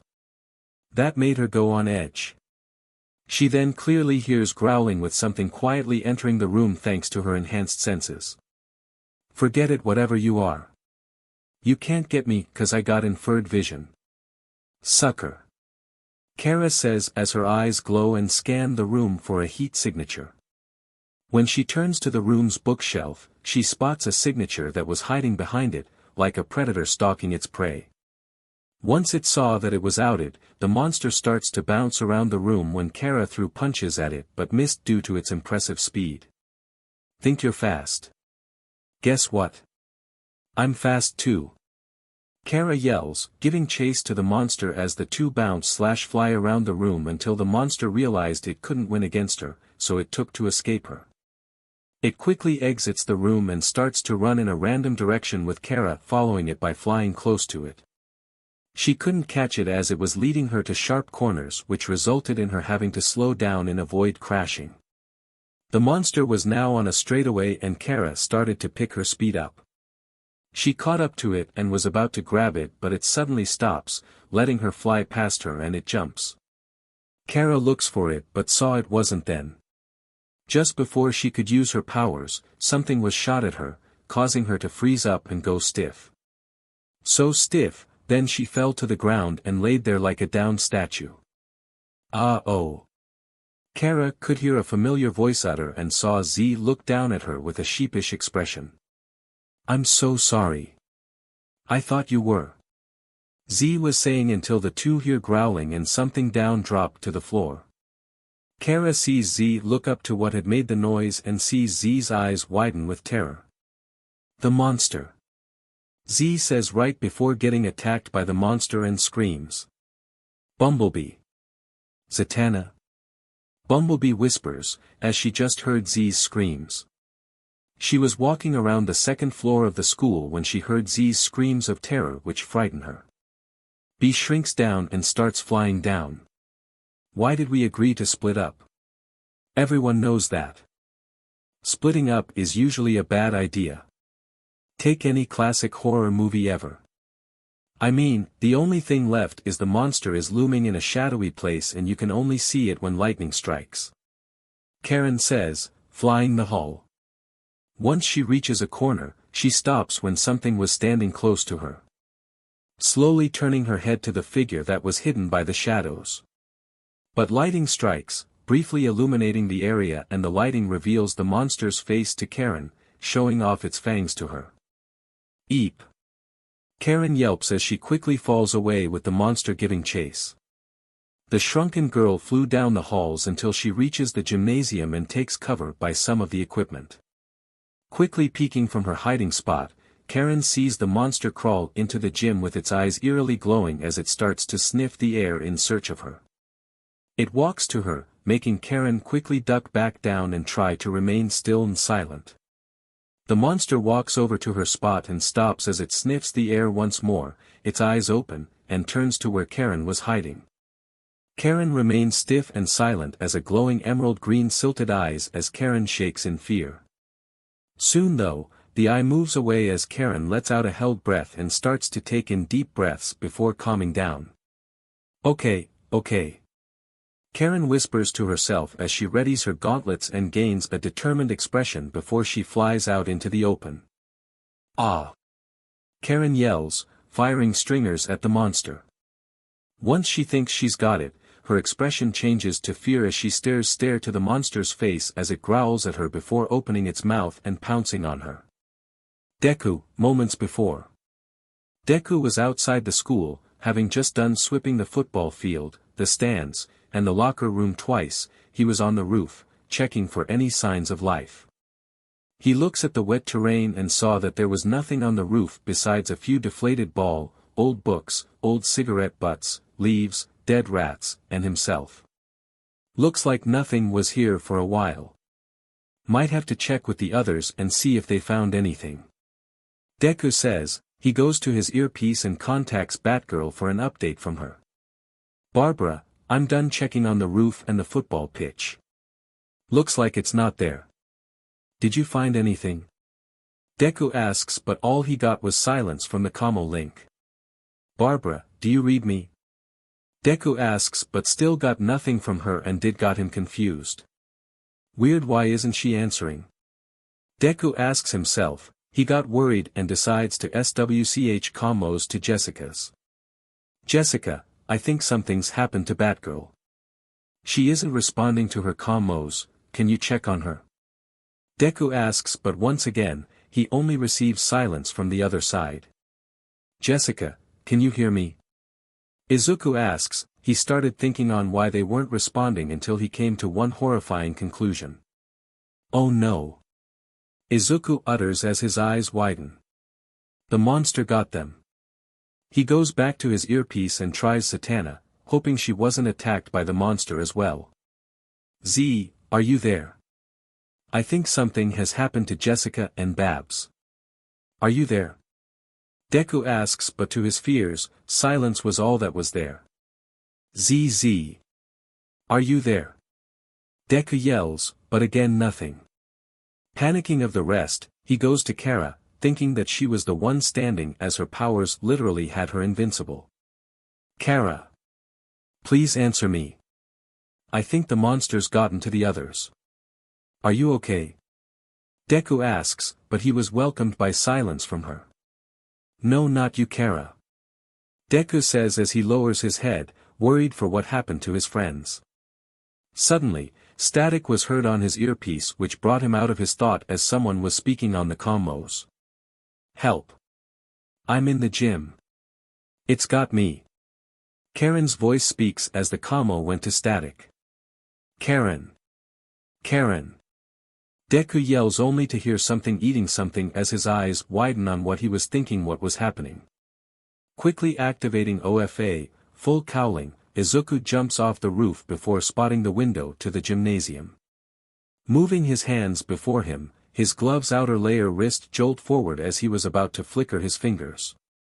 OFA, Delaware Smash, Air Force. Izuku mentally shouts, flickering his fingers which release two massive bursts of wind blasts from his hands and propel him towards the window at high speeds. Deku goes through the window and rolls onto the gym until stopping. He looks around in search of Karen when he gets tackled to the floor. He was dizzy for a bit but gets snapped back to his senses when he sees deadly green eyes staring into his as they glow ominously to him. He then feels this figure sniff him a bit before feeling a tongue run across his mask-cladded face. Feeling gross by that, he calls on OFA and kicks the monster off him. Just as he gets up, he barely dodges a claw slash from this monster as he jumps back. When he lands, he looks down at the monster's figure and starts to see it was crawling towards the only light lit in the room thanks to the hole in the window made by him. It crawls to the light before it starts to stand on 2 feet and Izuku sees it was an anthropomorphic cheetah woman with an hourglass figure, long tail, covered in yellow fur with black spots and the iconic black tear lines belonging to cheetahs. What are you? Deku asks but the cheetah woman doesn't answer him as she just spits Karen out of her mouth and charges at high speeds that Izuku couldn't dodge.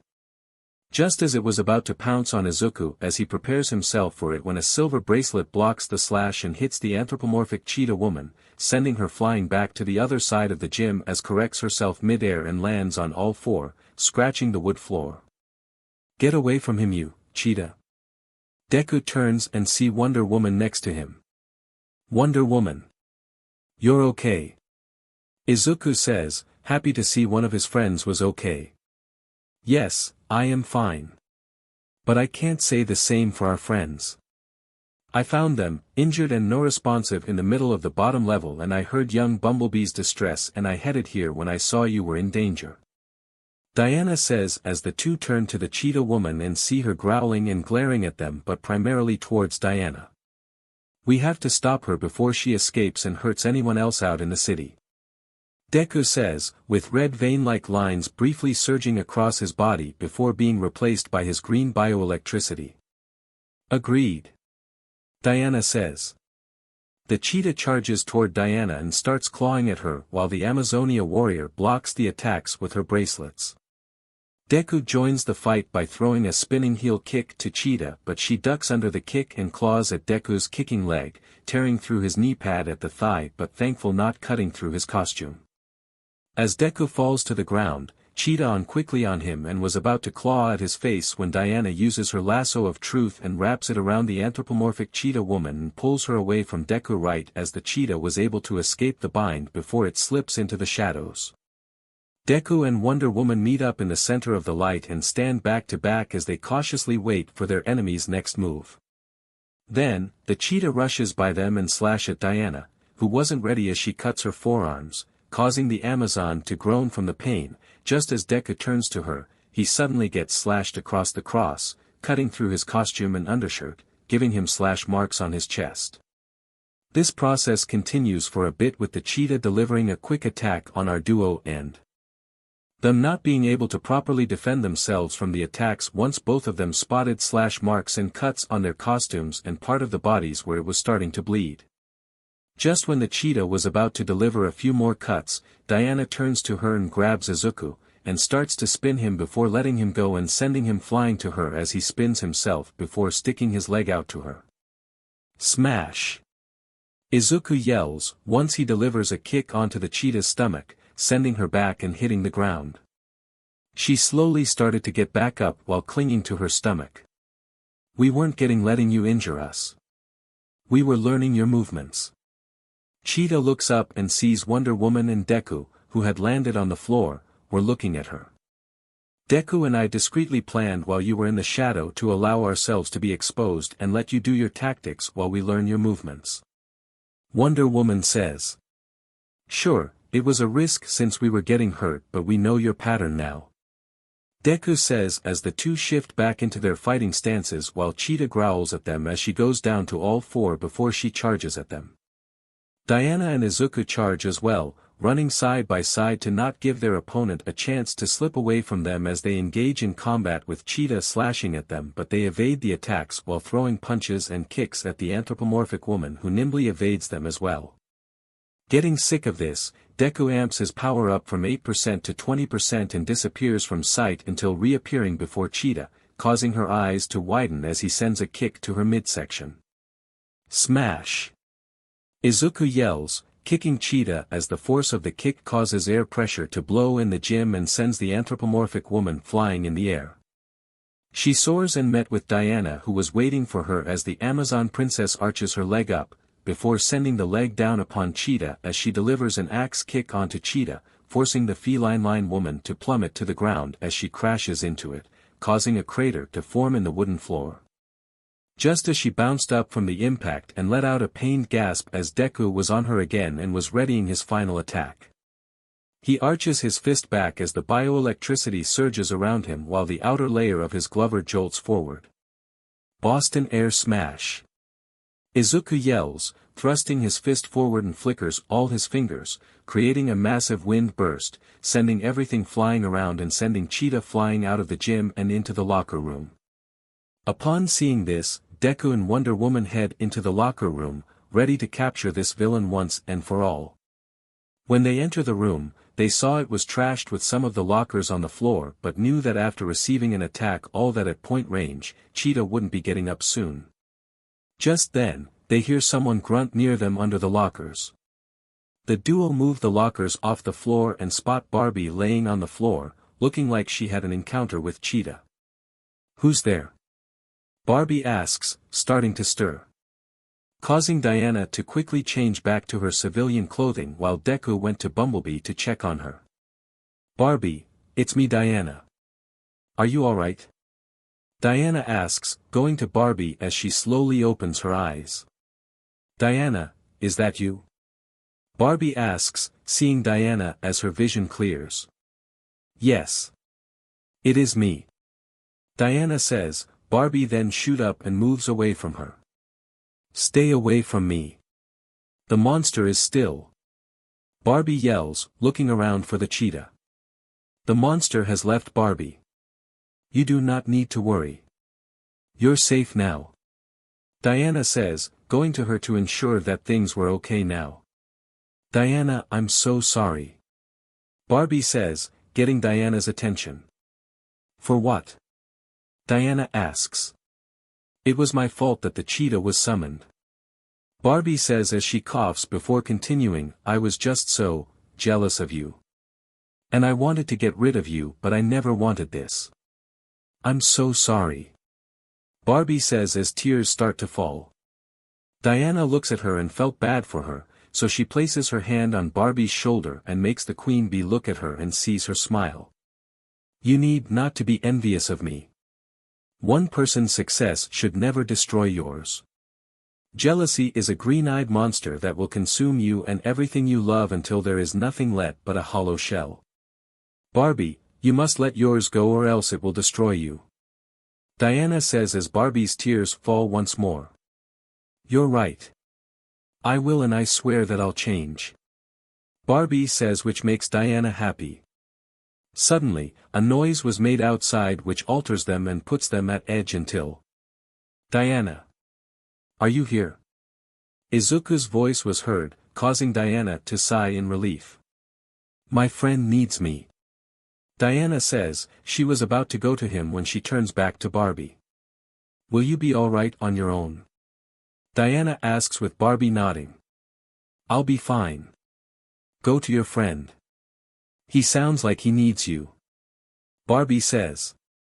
Diana nods and runs to the exit as she changes back to her hero outfit. Upon exiting the locker room, she saw the rest of her friends with Deku as they all had injuries and Supergirl was still frozen being carried by Batgirl and Deku. Supergirl. Wonder Woman shouts, worried about Kara. She can't hear you. Batgirl says as the two gently set her down. She's fine though. But she'll be like this for 7 hours. Z says, knowing that Kara's going to be mad at her for this. Deku turns to Diana and takes his mask off. Diana, did you find the cheetah? Izuku asks, concerned if Cheetah was still out there. No, she's escaped, but we should deal with her more shiftily the next time we meet. Back in the locker room, we see Barbie at a sink, panting as she washes her face from the running water. You say I should get rid of it, Diana? Why on earth would I give up something this amazing? Barbie asks as she looks up to the mirror and opens her eyes to reveal the same green eyes as the cheetah's as her mascara ran down her cheeks, giving her the similar black tear lines. Enjoy for time on top, Prince, for the queen will fight for her spot again. And maybe I'll take your little boyfriend as well. Barbie yells, laughing like a sinister fiend as the rain outside intensifies and lighting went off over Metropolis. It was another fine and warm day in Metropolis, and we see Izuku, in his hero suit, casually jumping from building to building as he was heading home for the day. After a long day at school and during some patrolling around the city, he wanted a nice and quiet day, and so did the others in Young Justice. Man, am I tired. Hope everyone's having fun in their activities. Izuku says, thinking about the others and their activities. Jessica had a rally to go to that was just by the pier related to illegal fishing. Kara was at a rock concert in one of the many clubs spread around the city. Karen was at her home. She said she was going to do some upgrades to her stingers, upping their power output. Diana said as she was going to be by the junkyard to do her daily training routine. Z had a show to perform with her father at the city's main opera house. And Barbara said she had to go and finish something she has been working on for the past month and a half. She hasn't told them a thing whenever they asked just what she was doing, but they got nothing from her. She kept quiet about this project she was working on. The only thing they got from her was that once finished, they'll love it. Izuku stopped thinking once he saw he was in his neighborhood. He leaps over some more buildings until he reaches his house.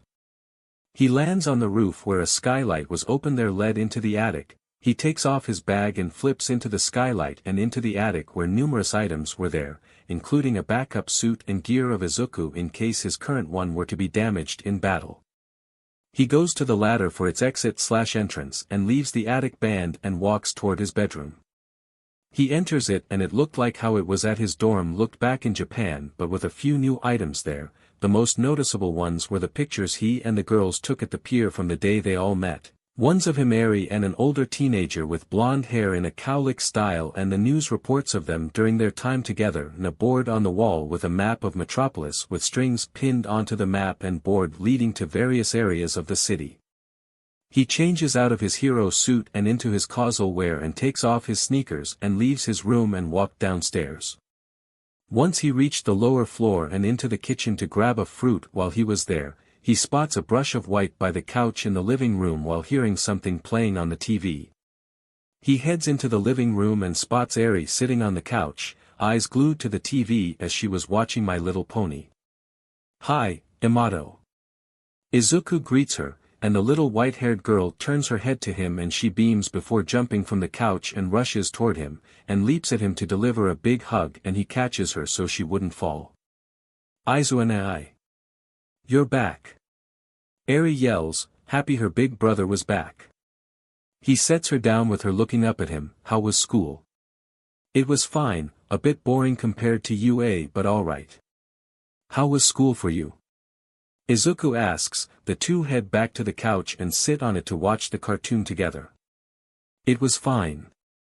We finger painted and played some games as well. It was fun." Eri says, smiling. Izuku recuperates the smile with one of his own. "That's good. As long as you had fun, I'm happy." Izuku says. He looks around for any sign of his mother since now would be the time that he saw no sign of her at all. "Where's Mom?" Izuku asks. "Oh, she left not that all ago but she told me to give you this when you came." Eri says, pulling out a folded piece of paper. She hands it to Izuku. He looks at the paper and saw his name on it and saw it was written by his mom. He opens it and reads its contents. "Izuku, there was an emergency at the firm and I had to leave urgently for it. I was supposed to go and get the groceries but thanks to the sudden call, I can't. Could you please watch Eri and go get the week's groceries for me?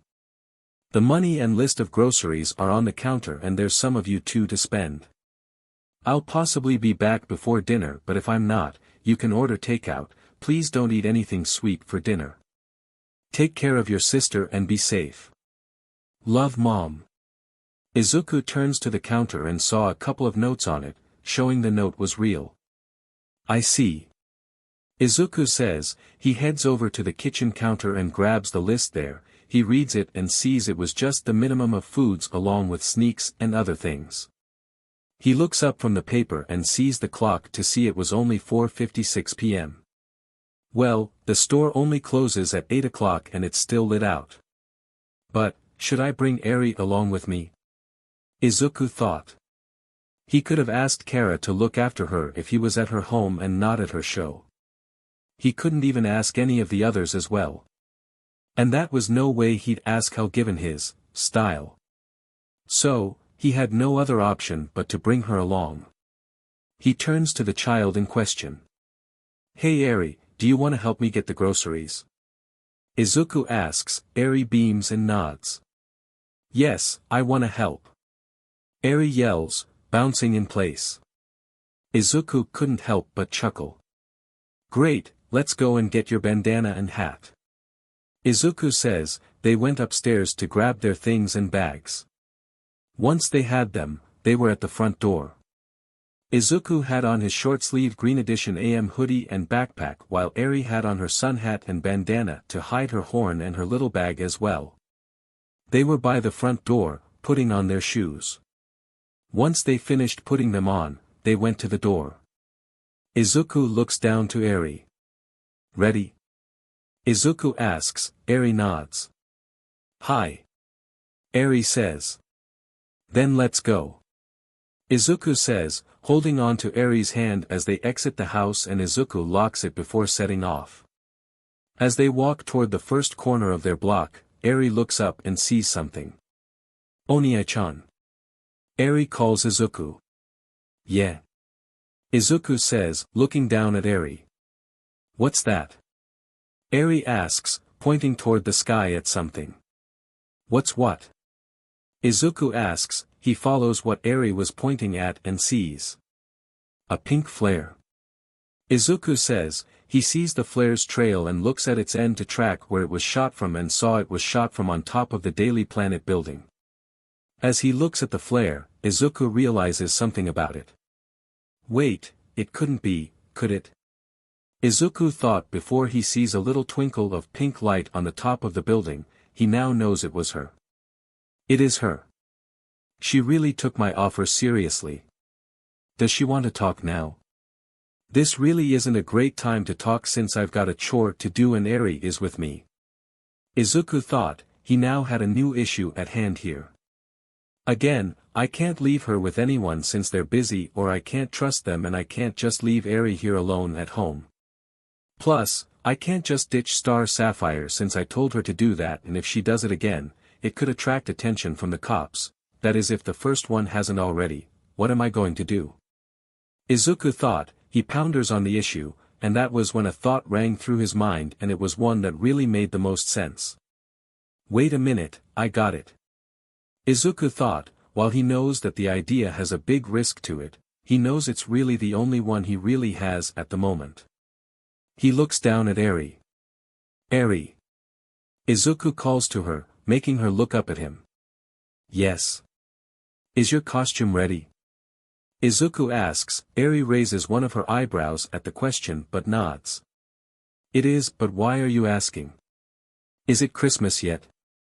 Eri asks. Izuku chuckles at her innocent mistake but makes a note on teaching Eri the correct holidays later. It's not when yet and wrong holiday, sweetie. There's a slight change in the plan, Eri. We're going to play heroes, but for real. Izuku says. Eri beams at the mention of playing hero. That was her favorite game to play with him. Really? Eri asks. Yep, that flare was shot by someone who wants to talk to see me but as Deku, not Izuku. So I have to go and talk to them. And you're coming along, so, wanna wear it? Izuku asks. Eri just nods ecstatically. Yes. Yes. Yes. Eri yells, bouncing in place. Izuku just smiles and pats her on her head. Alright, let's go and get you dressed and I'll do the same. Izuku says. The two quickly turn around and head back to their house to go and get changed. When they reach the door, Izuku unlocks it and opens it but before they stepped into the house, Izuku looks back down at Eri. And Eri, there's one more thing you should know. Don't ever take off your mask and don't say our real names. This person doesn't know who we are, and we should leave it that way. Can you do that? Izuku asks. Eri saw that he was serious and nods. Hi. Eri says, and they enter the house and went to their room to get changed into their suits. Location, on top of the Daily Planet building, Metropolis, Delaware, USA. Time, 17:05 p.m. 20 minutes later. Star Sapphire was sitting on the Daily Planet sign, waiting for Deku to arrive. She shot a flare from her ring in hopes he'd see it and realize it was her since she did want to speak to someone and for some reason, she felt that she could go to him. So she did what he asked her to do if she ever wanted to talk, go to the top of the Daily Planet building and fire a shot into the air as a signal and he'll come. Well, she did it and she's been waiting roughly around 20 minutes for him to arrive but no show of him yet. She was starting to get worried. What if he's busy and didn't see the flare? Should I shoot another one? A bigger and brighter one at that? Star Sapphire thought. Nervousness and doubt began to fill her mind, thinking that Deku was not going to show up at all. After 2 more minutes pass, Sapphire sighs and hops off the golden sign, thinking that he wasn't coming. It was stupid to think he'd show up, why did I even trust him? Star thought, saddened for placing her trust in someone she barely knew. She was about to take off back home when a swish was heard behind her and Where are you going? She stops upon hearing a familiar voice. She turns and sees Deku standing there, with a large yellow backpack. You came. Star mummers, stunned that he came. Yeah. I did. I saw your flare and rushed here. Sorry, I'm late, I was doing something when I saw the flare and I had to do something else quickly before coming here. Deku says. He looks at her and sees Star was just looking at him with a shocked expression, right before it slowly turns into one of joy and happiness. You actually came. Star yells, she rushes and gives him a big hug, nearly taking him off his feet with surprising strength one wouldn't expect from someone her size. Ah, yeah. I said I would if you shot a pink thing in the air that day. Did you think I wasn't coming? Deku asks. Sapphire snaps out of her joyful state and realizes what she was doing. She lets go of him and rubs her arm while looking away from him. Yeah, I sort of assumed that you forgot about the deal and I was about to leave. My bad. Sapphire says, embarrassed while blushing. Deku just looks at her a bit before chuckling and smiles, while he had his eyes closed so that should indicate that he was smiling. It's okay. Deku says. Sapphire was about to say something to him but something, or someone cuts her off from doing so. Oni-chan, are we there yet? A young voice spoke from Deku's bag, in Japanese. Star looks over to Deku's bag and saw it move a bit. What was that? Sapphire asks. Deku realizes what she was looking at and remember his passenger. Oh, right. Deku says. He takes his bag off and places it on the floor, and looks at it. You can come out now, we're on the ground now. Deku says. Star was confused about why would he speak to his bag. Suddenly the bag began to move on its own before it opens, and out came a little girl, wearing a costume that looked exactly like Deku's outfit, well sort of. While it did look like his suit, there were massive differences. 1. The girl's version looked to be a slightly oversized hoodie and wore it like a dress. 2. She had on black leggings instead of long knee pads like the ones Deku has on, but she did the same shoes he had on, along with the black armor as well, and she had the exact same gloves on too, minus the arm braces. After a while of looking at the girl, Star found her voice and asks. Who's this? She asks, pointing to the girl in the Deku costume. Oh, she's. Deku was trying to find the right words in explaining just who this was, but the girl beats him to it. I'm Deku-chan. Deku's little sister. Smash. The girl, now known to be Deku-chan, yells while throwing a punch in the air, mimicking Deku's way. Star just looks at Deku-chan for a bit while Deku was starting to just a bit nervous about how she would react in seeing her. He prepares for every possible outcome. She does react soon though, just in a way he wasn't prepared for. She's so adorable. Sapphire yells. She scoops Deku-chan up and starts twirling her around. Oh, who's a cutie? You are, yes you are. She says as she starts tickling Deku-chan, making the little girl laugh. Ha ha ha, stop it. That tea tickles. Deku-chan laughs, trying to wiggle from Star, but the older girl continues to tickle her. Deku lets out a sigh of relief. Well, looks like the plan worked a little too well, but the results are the same and I'm happy. Deku thought, seeing that his plan worked. After a while, Star sets Deku-chan down and before using her ring and constructs a pink construct of a pony, much to the little girl's delight as she hops onto it and the pony starts trotting around the roof. Deku smiles at the sight of Aries enjoying herself. He then turns to Star. So, what did you want to talk about? Deku asks, making Star realize why she was here in the first place. Oh, yeah. I almost forgot that's why I came here. Star says. She heads to the ledge of the roof and sits on it. She notions Deku to come and sit with her and he does. The two look at the city skyline. So, remember what you said that my relationship with Hal was toxic and that it was really not good for either of us? She says, making Deku think back to their conversation back then. Yeah, I did say something like that. Deku says. Well, I stopped messaging Hal on Outstagram and Chirper since that day, and I even stopped going to his old house and staying in his old room. Star Sapphire says. Deku slowly nods. Okay. Deku says, knowing that it was good progress, but the last one did sound creepy, but progress was progress. I then went to the girls I chased away from him when he was there, and we were dating, and apologized to them about chasing them away from him and saying I assumed they were trying to steal him away from me. They understood and forgave me over it, and most of them held no strong feelings for it. Star says. That's good news. Wait, most of them? Deku asks, realizing what she said. Star started getting flustered and rubbed her arm. Yeah, some of them are still kind of afraid of me about that. But they still forgave me, thought. Star says. Oh, well, that's good. Deku says. Star then gains a frown on her face. Yeah, but there's another problem I've started to have. Star says, making Deku look at her with a confused expression. Like what? Deku asks. Well, ever since I began doing these things. My powers have been glitching and stop working at moments. Star says. This got Deku's mind to work.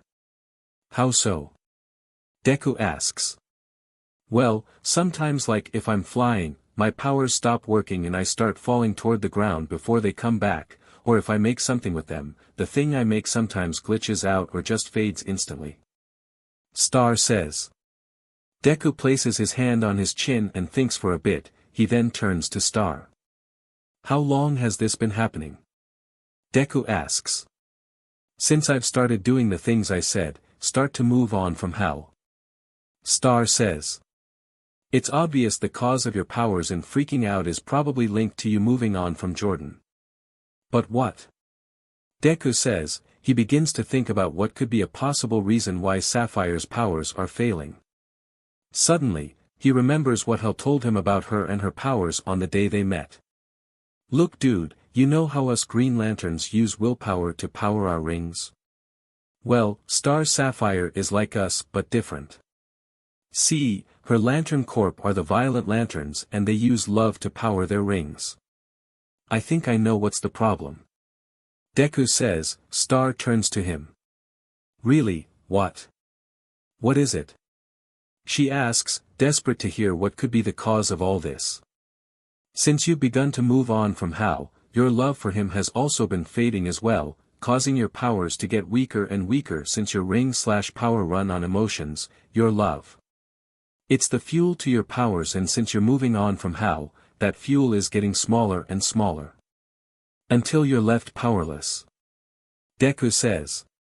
Star's eyes widen since his explanation made a lot of. Oh no. Star says, speechless from hearing that she could be powerless soon.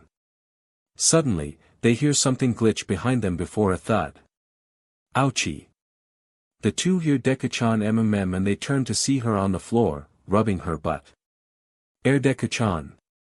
Deku yells as he nearly said Eri's name but saved himself. He rushes to her and picks her up from the floor, and holds her up. Are you okay? He asks in Japanese, concern on his mask-cladded face. Eri looks up at him and lets out an eye smile. I'm fine, Oni-chan. Just sad that Mr. Pony had to go. Deku-chan says, in Japanese. I'm so sorry, Deku-chan, I didn't know that would happen now. Star says, holding her hands to her in apology and holding her head down. Deku-chan just leans forward and pats the older girl on her head, making her up look and see that Deku-chan was giving her an smile. It's fine, Miss Star. Really? Deku-chan says. Star looks at the young girl a bit before smiling, happy that she didn't hold this against her. But that happiness soon changes to sadness, remembering her problems, and now her powers were fading away. She sighs and runs her hand through her long hair. Great, first things back home and now I learn my powers are fading away. Star says as if the universe was really trying to cause her more problems. Deku hears her and raises one of his eyebrows at the mention of her home. Wait, things back home? Is everything okay with your family? Deku asks. Star looked nervous, realizing Deku heard her slip up. It's nothing, don't worry about it. Star says, weaving her hands at him, hoping that he won't dig into that, and thankfully, Deku didn't. She sighs again and sits on the floor. What am I going to do?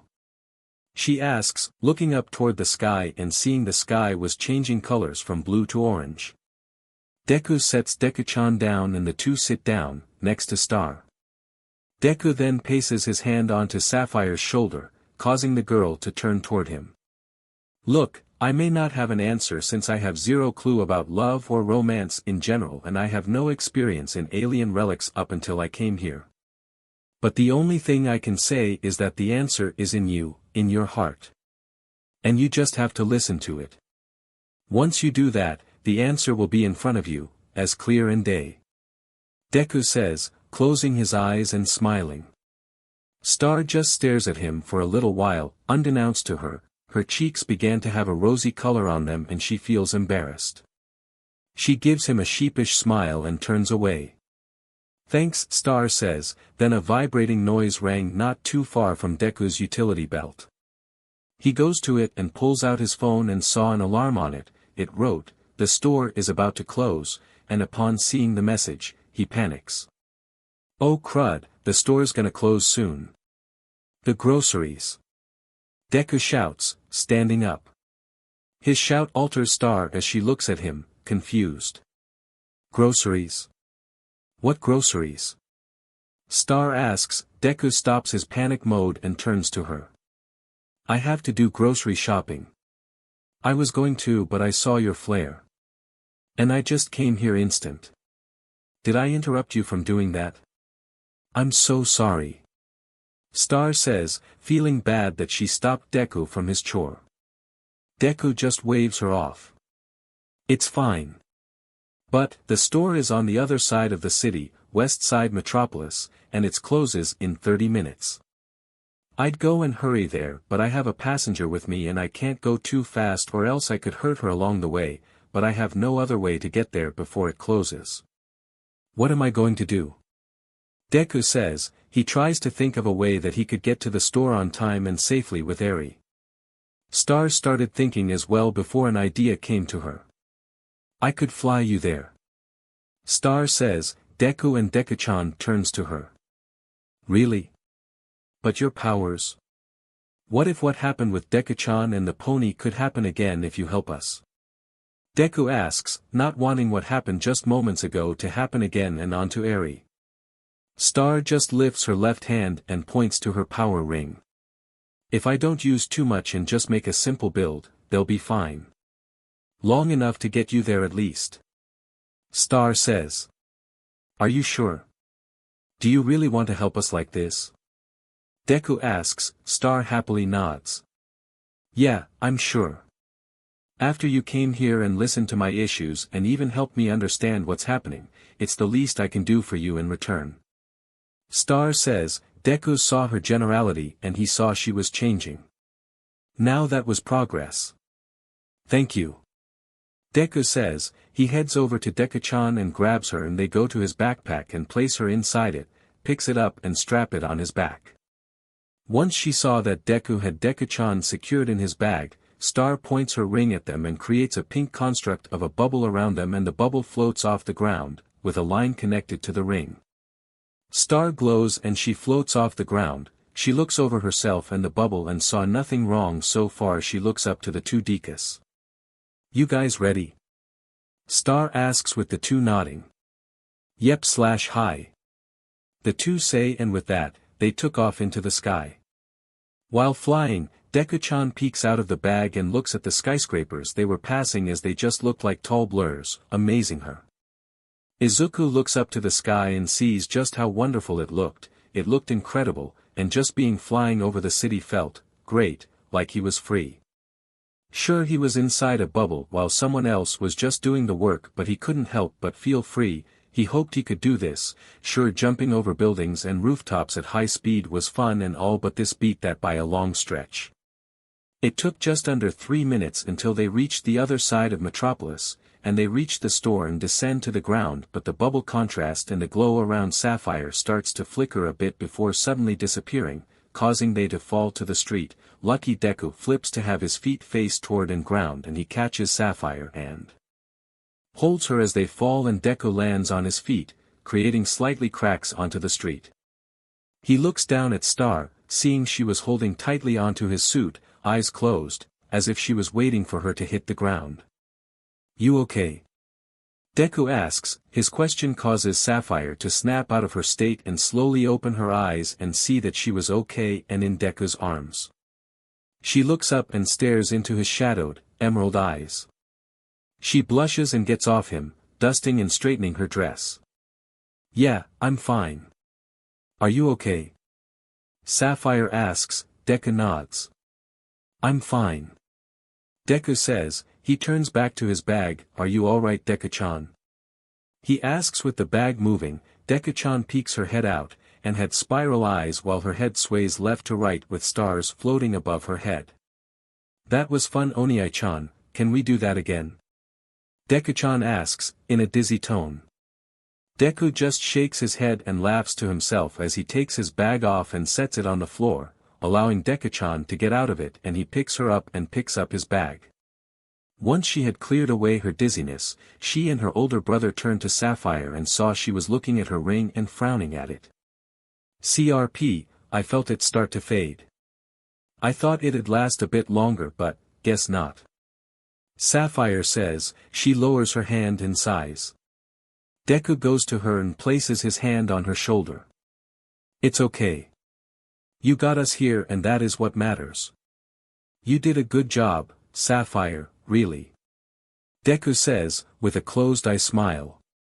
Sapphire smiles at his words and felt better. "Thank you." Sapphire says. "No problem, now come on. We've got some shopping to do." Deku says. The trio start walking toward the store, but along the way, the civilians around the area looked at them with intrigue, curiosity, and confusion. "Hey, isn't that the green bunny of Young Justice?" "Yeah, it is." "And is that a little girl with him?" "Oh, look at how cute she looks. She looks like a mini green bunny. Think it could be his fan and he's hanging out with her for the day? Maybe. Isn't that the girl who trashed the football field at Metropolis High a couple of weeks ago?" "Oh yeah, it is. Wonder why she's with Deku and that little girl. Maybe she's been arrested and Deku's taking her to the station. I hope so. She made the game get cancelled and I lost my money since I bet big money on the game." The three hear the murmurs of the civilians around them, and while Eri had no clue on what they were saying, the two teens knew what they were saying. Sapphire started to feel bad about her actions during her episode that day, and seeing that it left a pretty nasty impression on the public wasn't doing her current emotional state best, and she started to move to Deku's side and tries to hide from them. Deku's eye twitches at the mention of him as Green Bunny. He really needed a way to say his hero name. He turns to Sapphire and saw what she was doing and saw people looking at her. He moves closer to her and places her under his arm, in a protective manner, which caught her off guard since she is focused on the mummers. Once he did so, did everyone stop murmuring, allowing them to quietly walk into the store. Upon seeing them, everyone in the store turned to them and looked at them, but once they saw Deku, did they go and ask for autographs, much to his surprise and embarrassment, but he simply asked they if he could go as he had grocery shopping to do. The shoppers did allow the young hero and his companions to start the chore. Deku places Deku-chan onto the cart and they began grabbing the items on the cart while Sapphire just followed them but helped out whenever they needed to get something from the top shelf by using her ring, creating a hand construct and grabbing said item from the shelf and placing it into the cart. After a while of shopping and doing some photo ops due to the fans in the store, and also the clerk who was just staring at Deku and checking his items slowly, they eventually got the task done and the trio left the store with bags in hand. "Well, that's that. I got everything on the list and have some change to spare," Deku says, after checking the bags and seeing the items were secured. "Yep. Sapphire says, she held a bag of her own while Deku-chan just carried a box of cereal. Deku turns to Sapphire. Thanks so much for helping us, it really had the job easier. Deku says, Sapphire just smiles and waves her hand. It's the least I can do. Since you took your time to come and listen to me in my issues, I had to repay you for it. Sapphire says. It was nothing really. That's what friends are for, right? Deku asks. Yeah, you're right. Sapphire says. Just before either of them could say another thing, an explosion went off, near them which rocketed the area. The teens and child turned to where the explosion went off and saw a large trail of smoke coursing up in the sky. What was that? Sapphire asks. That sounded like something's happening. Let's go check it out. Deku says, he grabs Deku-chan and places her in his bag as he held onto the bags, and he and Sapphire flew to the location of the explosion. Upon arriving, they see the street was wrecked as civilians were running away from the chaos. There were holes in the road, the light poles were bent, destroyed, or uprooted and laying in the road. The buildings in the street were damaged. What happened here? Sapphire asks. What caused all this? Deku asks, looking and surveying the damage. Watch out! One of the fleeing civilians yells, causing the two to look and see a large semi with a tanker connected to it flying toward them. They barely duck in time as the truck flew by their heads, it hits the ground and rolled a bit before the truck explodes and causes the tanker to get disconnected and had a gash on it, pouring all the gasoline out of it. The wind blew, making our heroes and favorite white-haired child feel the heat from the burning inferno. Who threw that? Sapphire says. Grundy did. Low, deep yet emotionless voice spoke as a large shadow cast over them. The trio look up and see a large man in front of them with gray skin. He also had untidy snow-white hair, just like Eri had. He wore a dirty, ragged black suit that is unbuttoned, with a black shirt and torn black pants, and he also has large feet with black toenails. Who are you? Deku asks, not recognizing this person. Solomon Grundy. The man, now known to be Solomon Grundy, says. Why are you destroying this street? Deku asks. Solomon just turns his head around, slowly looking at the destruction that was there before he turns back to the heroes. Because Grundy likes to sleep city too loud, Grundy says. So you just destroying the city just because, you want to sleep? Deku asks, confused by his reasons.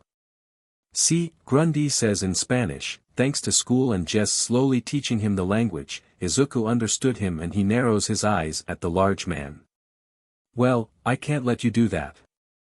Deku says, pulling his glove down as green bioelectricity begins to spark and surge off him, and he shifts into a fighting stance. You try to stop Grundy, Grundy will crush you.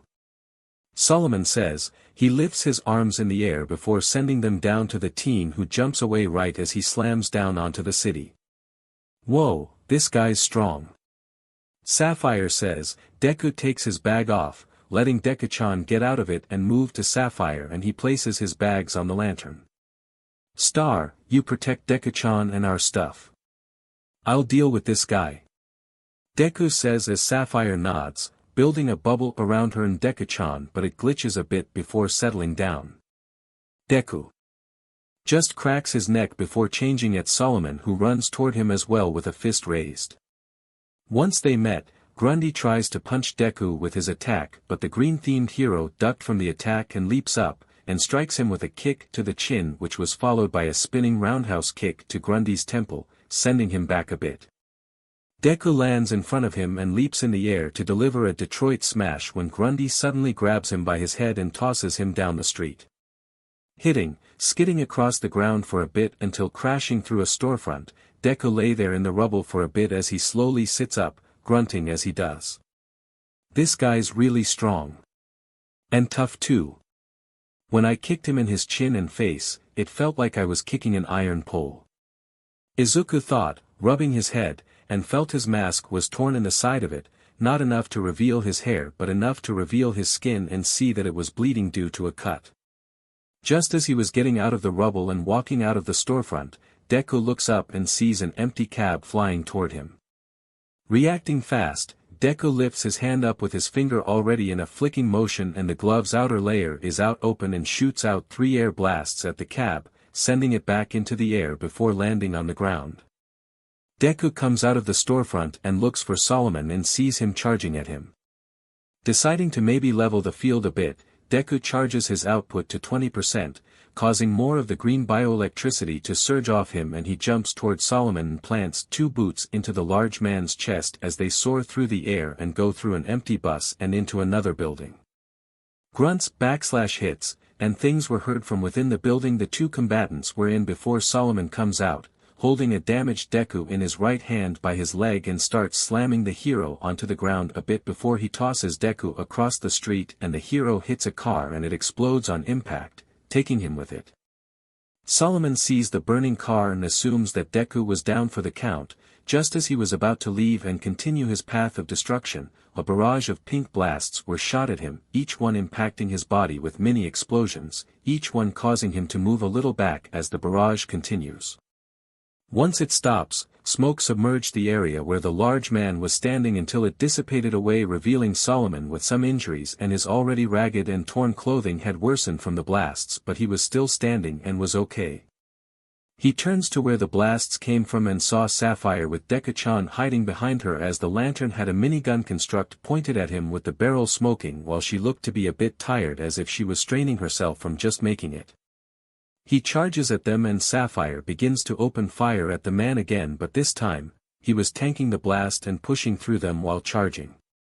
Seeing that he was getting close and that her attacks weren't working anymore, Sapphire deforms the gun and reformed her bubble shield once he reached them. Solomon starts punching at the bubble shield, each punch causing it to go deep into the ground and causing Sapphire to feel more strained with every punch landing onto the bubble shielding, and to make matters worse, she started to feel the construct crack and glitch again. No. Not now. Please, just hold out a bit longer. Sapphire was begging her ring to hold on but it didn't work as Grundy punches the bubble with a strong slam and it breaks. Sapphire felt lightheaded and falls to the floor, knocked out. Deku-chan bends down to her and starts shaking her, attempting to wake her up. Sapphire-nichan. Deku-chan says, continuing to shake the older girl awake, but nothing was working. Grundy just looks at them before raising his arm into the air, preparing to slam it down on them. Goodbye. Grundy says. Deku-chan holds onto Sapphire and closes her eyes as a glow from under her hoodie began to light up and a pulse of aura began to emulate from her and onto Sapphire. Grundy was about to slam his hand down. Hey! A voice shouts behind him. Grundy turns around and was met with a heavy kick to his face. The force of the kick was enough to send him flying back and was sent into the tanker. He emerges from the tanker, covered in gasoline as he looks up and Deku, suit heavily damaged and burnt in some places, barely standing as the leg he used to kick Grundy with was broken, due to the upped power out he used for the kick. Don't you dare touch my sister and friend, Deku grunts out, holding his side, and started to feel his leg begin to wobble before he collapses onto the floor. Grundy just scoffs at Deku before walking over to him and raising his hand in the air again. The light from Aries' horn stops along with the aura as she felt lightheaded before passing out next to Sapphire. The violet lantern's eyes twitch a bit before they began to slowly open. What happened? Sapphire asks. She gets up and rubs her head trying to clear the cobwebs from her mind before looking down and seeing Deku-chan next to her unconscious. Deku-chan. Sapphire says. She goes to the little girl and picks her head up, checking her to see if she was fine, and found that she only passed out. Just as she was about to do something to help Deku-chan. Boom! A loud boom went off next to Sapphire as she felt rumbling as well as dust filled the area. The wind began to blow by, clearing away the dust. Sapphire looks up and sees Grundy standing tall and next to her with his fist planted into the ground where a crater formed and something else was in it. Sapphire looks at the crater and saw the dust clear away and revealing what was inside the crater, her eyes widen in shock and horror at seeing Deku in the crater, broken and defeated. Deku, Sapphire. Grundy crushed puny man. Good. Grundy says, he cracks his neck and starts walking away from them. Sapphire just continues to stare at Deku's body. Deku. Sapphire utters again, this time tears begin to fall from her eyes, and place her head onto his chest and cry in sorrow at seeing her friend in such a state. Her sorrow then begins to turn into anger as she lifts her head and starts to glare at the large man who was walking away from them. You, Sapphire hisses out, causing Grundy to stop walking and turn back to them and sees Sapphire walk out of the crater. Grundy mummers. Pink flames began to sprout from Sapphire's body as her hair began to float up with pink highlights starting to form on her strands. Her eyes were shadowed by her bangs. You will, Sapphire hisses out, the flames sprouting from her eyes begin to intensify as a dark purple aura begins to form from her ring and spread through her body. Grundy will what? Grundy asks. That did it. Sapphire snaps her head up to show her eyes were glowing violet with flaming energy coursing from them and the aura erupts her from and into the air, causing high pressure of wind to blow as Grundy was getting pushed back by them. You will pay for this. Sapphire roars as the aura continues to erupt until it all goes back into her body as the glow emanating from her body had turned deep purple. Just before Grundy could do something, he suddenly gets hit in the chest and is sent flying into the sky passing many buildings in the process as Sapphire jets after him. Once she reached him, she creates purple constructs of missile launchers and starts firing a barrage of missiles at the man, each hitting him and creating a large series of explosions over the city. Something shoots out of the sky and starts plummeting to the earth as it crashes into the middle of a street, creating a long deep trench into it until stopping. Rubble covered this until some were moved out of the way to reveal Grundy, but he was severely hurt, his blazer and shirt destroyed, pants in ruins, and he had burns and cuts on most of his body but he was healing. He gradually gets up from the trench before he got shot back down into it by a large blast. He groans from the hit and looks up to see Sapphire floating down to him, like a predator stalking its prey as she was staring at him with hatred. She lifts her hand up and creates a series of fists while ready to attack him. She lowers her hand and the fists attack Grundy, burying him deeper into the trench. This went on for several minutes until Sapphire stops the attacks and just stares at Solomon, who was still awake and well from the attacks but wasn't getting up. She goes to him and grabs him by the throat before lifting him up with surprising strength. She looks at him before jetting up into the sky, passing many clouds until she reached the atmosphere, just enough for Solomon to breathe but having the air cold and thin to make it difficult to take in. He tries to punch her but the punch was stopped by a hand construct Sapphire made with her ring and she makes the construct break his hand, making the man scream out in pain. Just as he screams he turns and glares at the girl but she wasn't fazed by it as she glares at him, eyes prominently glowing before she says a few things to him. Go to hell, and never come back. She hisses out before she tosses Solomon into the air above her as she raises her hand up to him and points her ring to him with it glowing. For hearts long lost and full of fright. For those alone in blackest night, accept our ring and join our fight. Love conquers all, with violet light.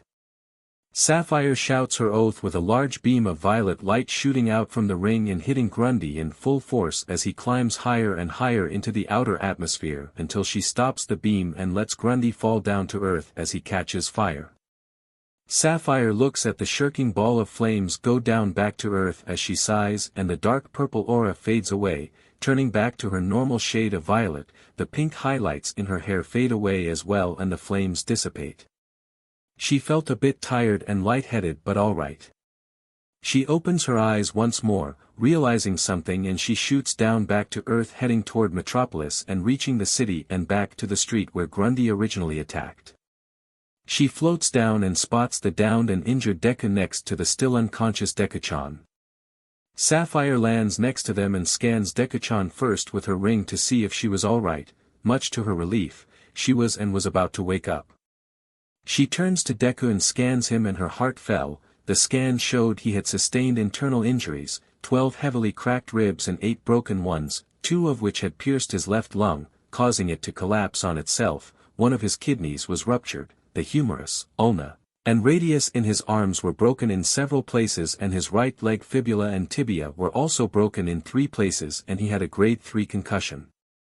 But the thing that caused Sapphire to be heartbroken was that due to the intense injury due onto his chest, his heart had sustained heavy damage and it was beeping slow, with each beep getting slower and slower. Deku, Sapphire utters, tears beginning to form in her eyes as the ring displayed a thump thump thump. So alright folks, that's all for today. Stay tuned for part 4. Do subscribe, like and share for more such videos. Also check out the story and author Pixel's fanbook on FANFICTIONnet. Press the bell icon to be notified first on release. See you in the next video. Till then, goodbye.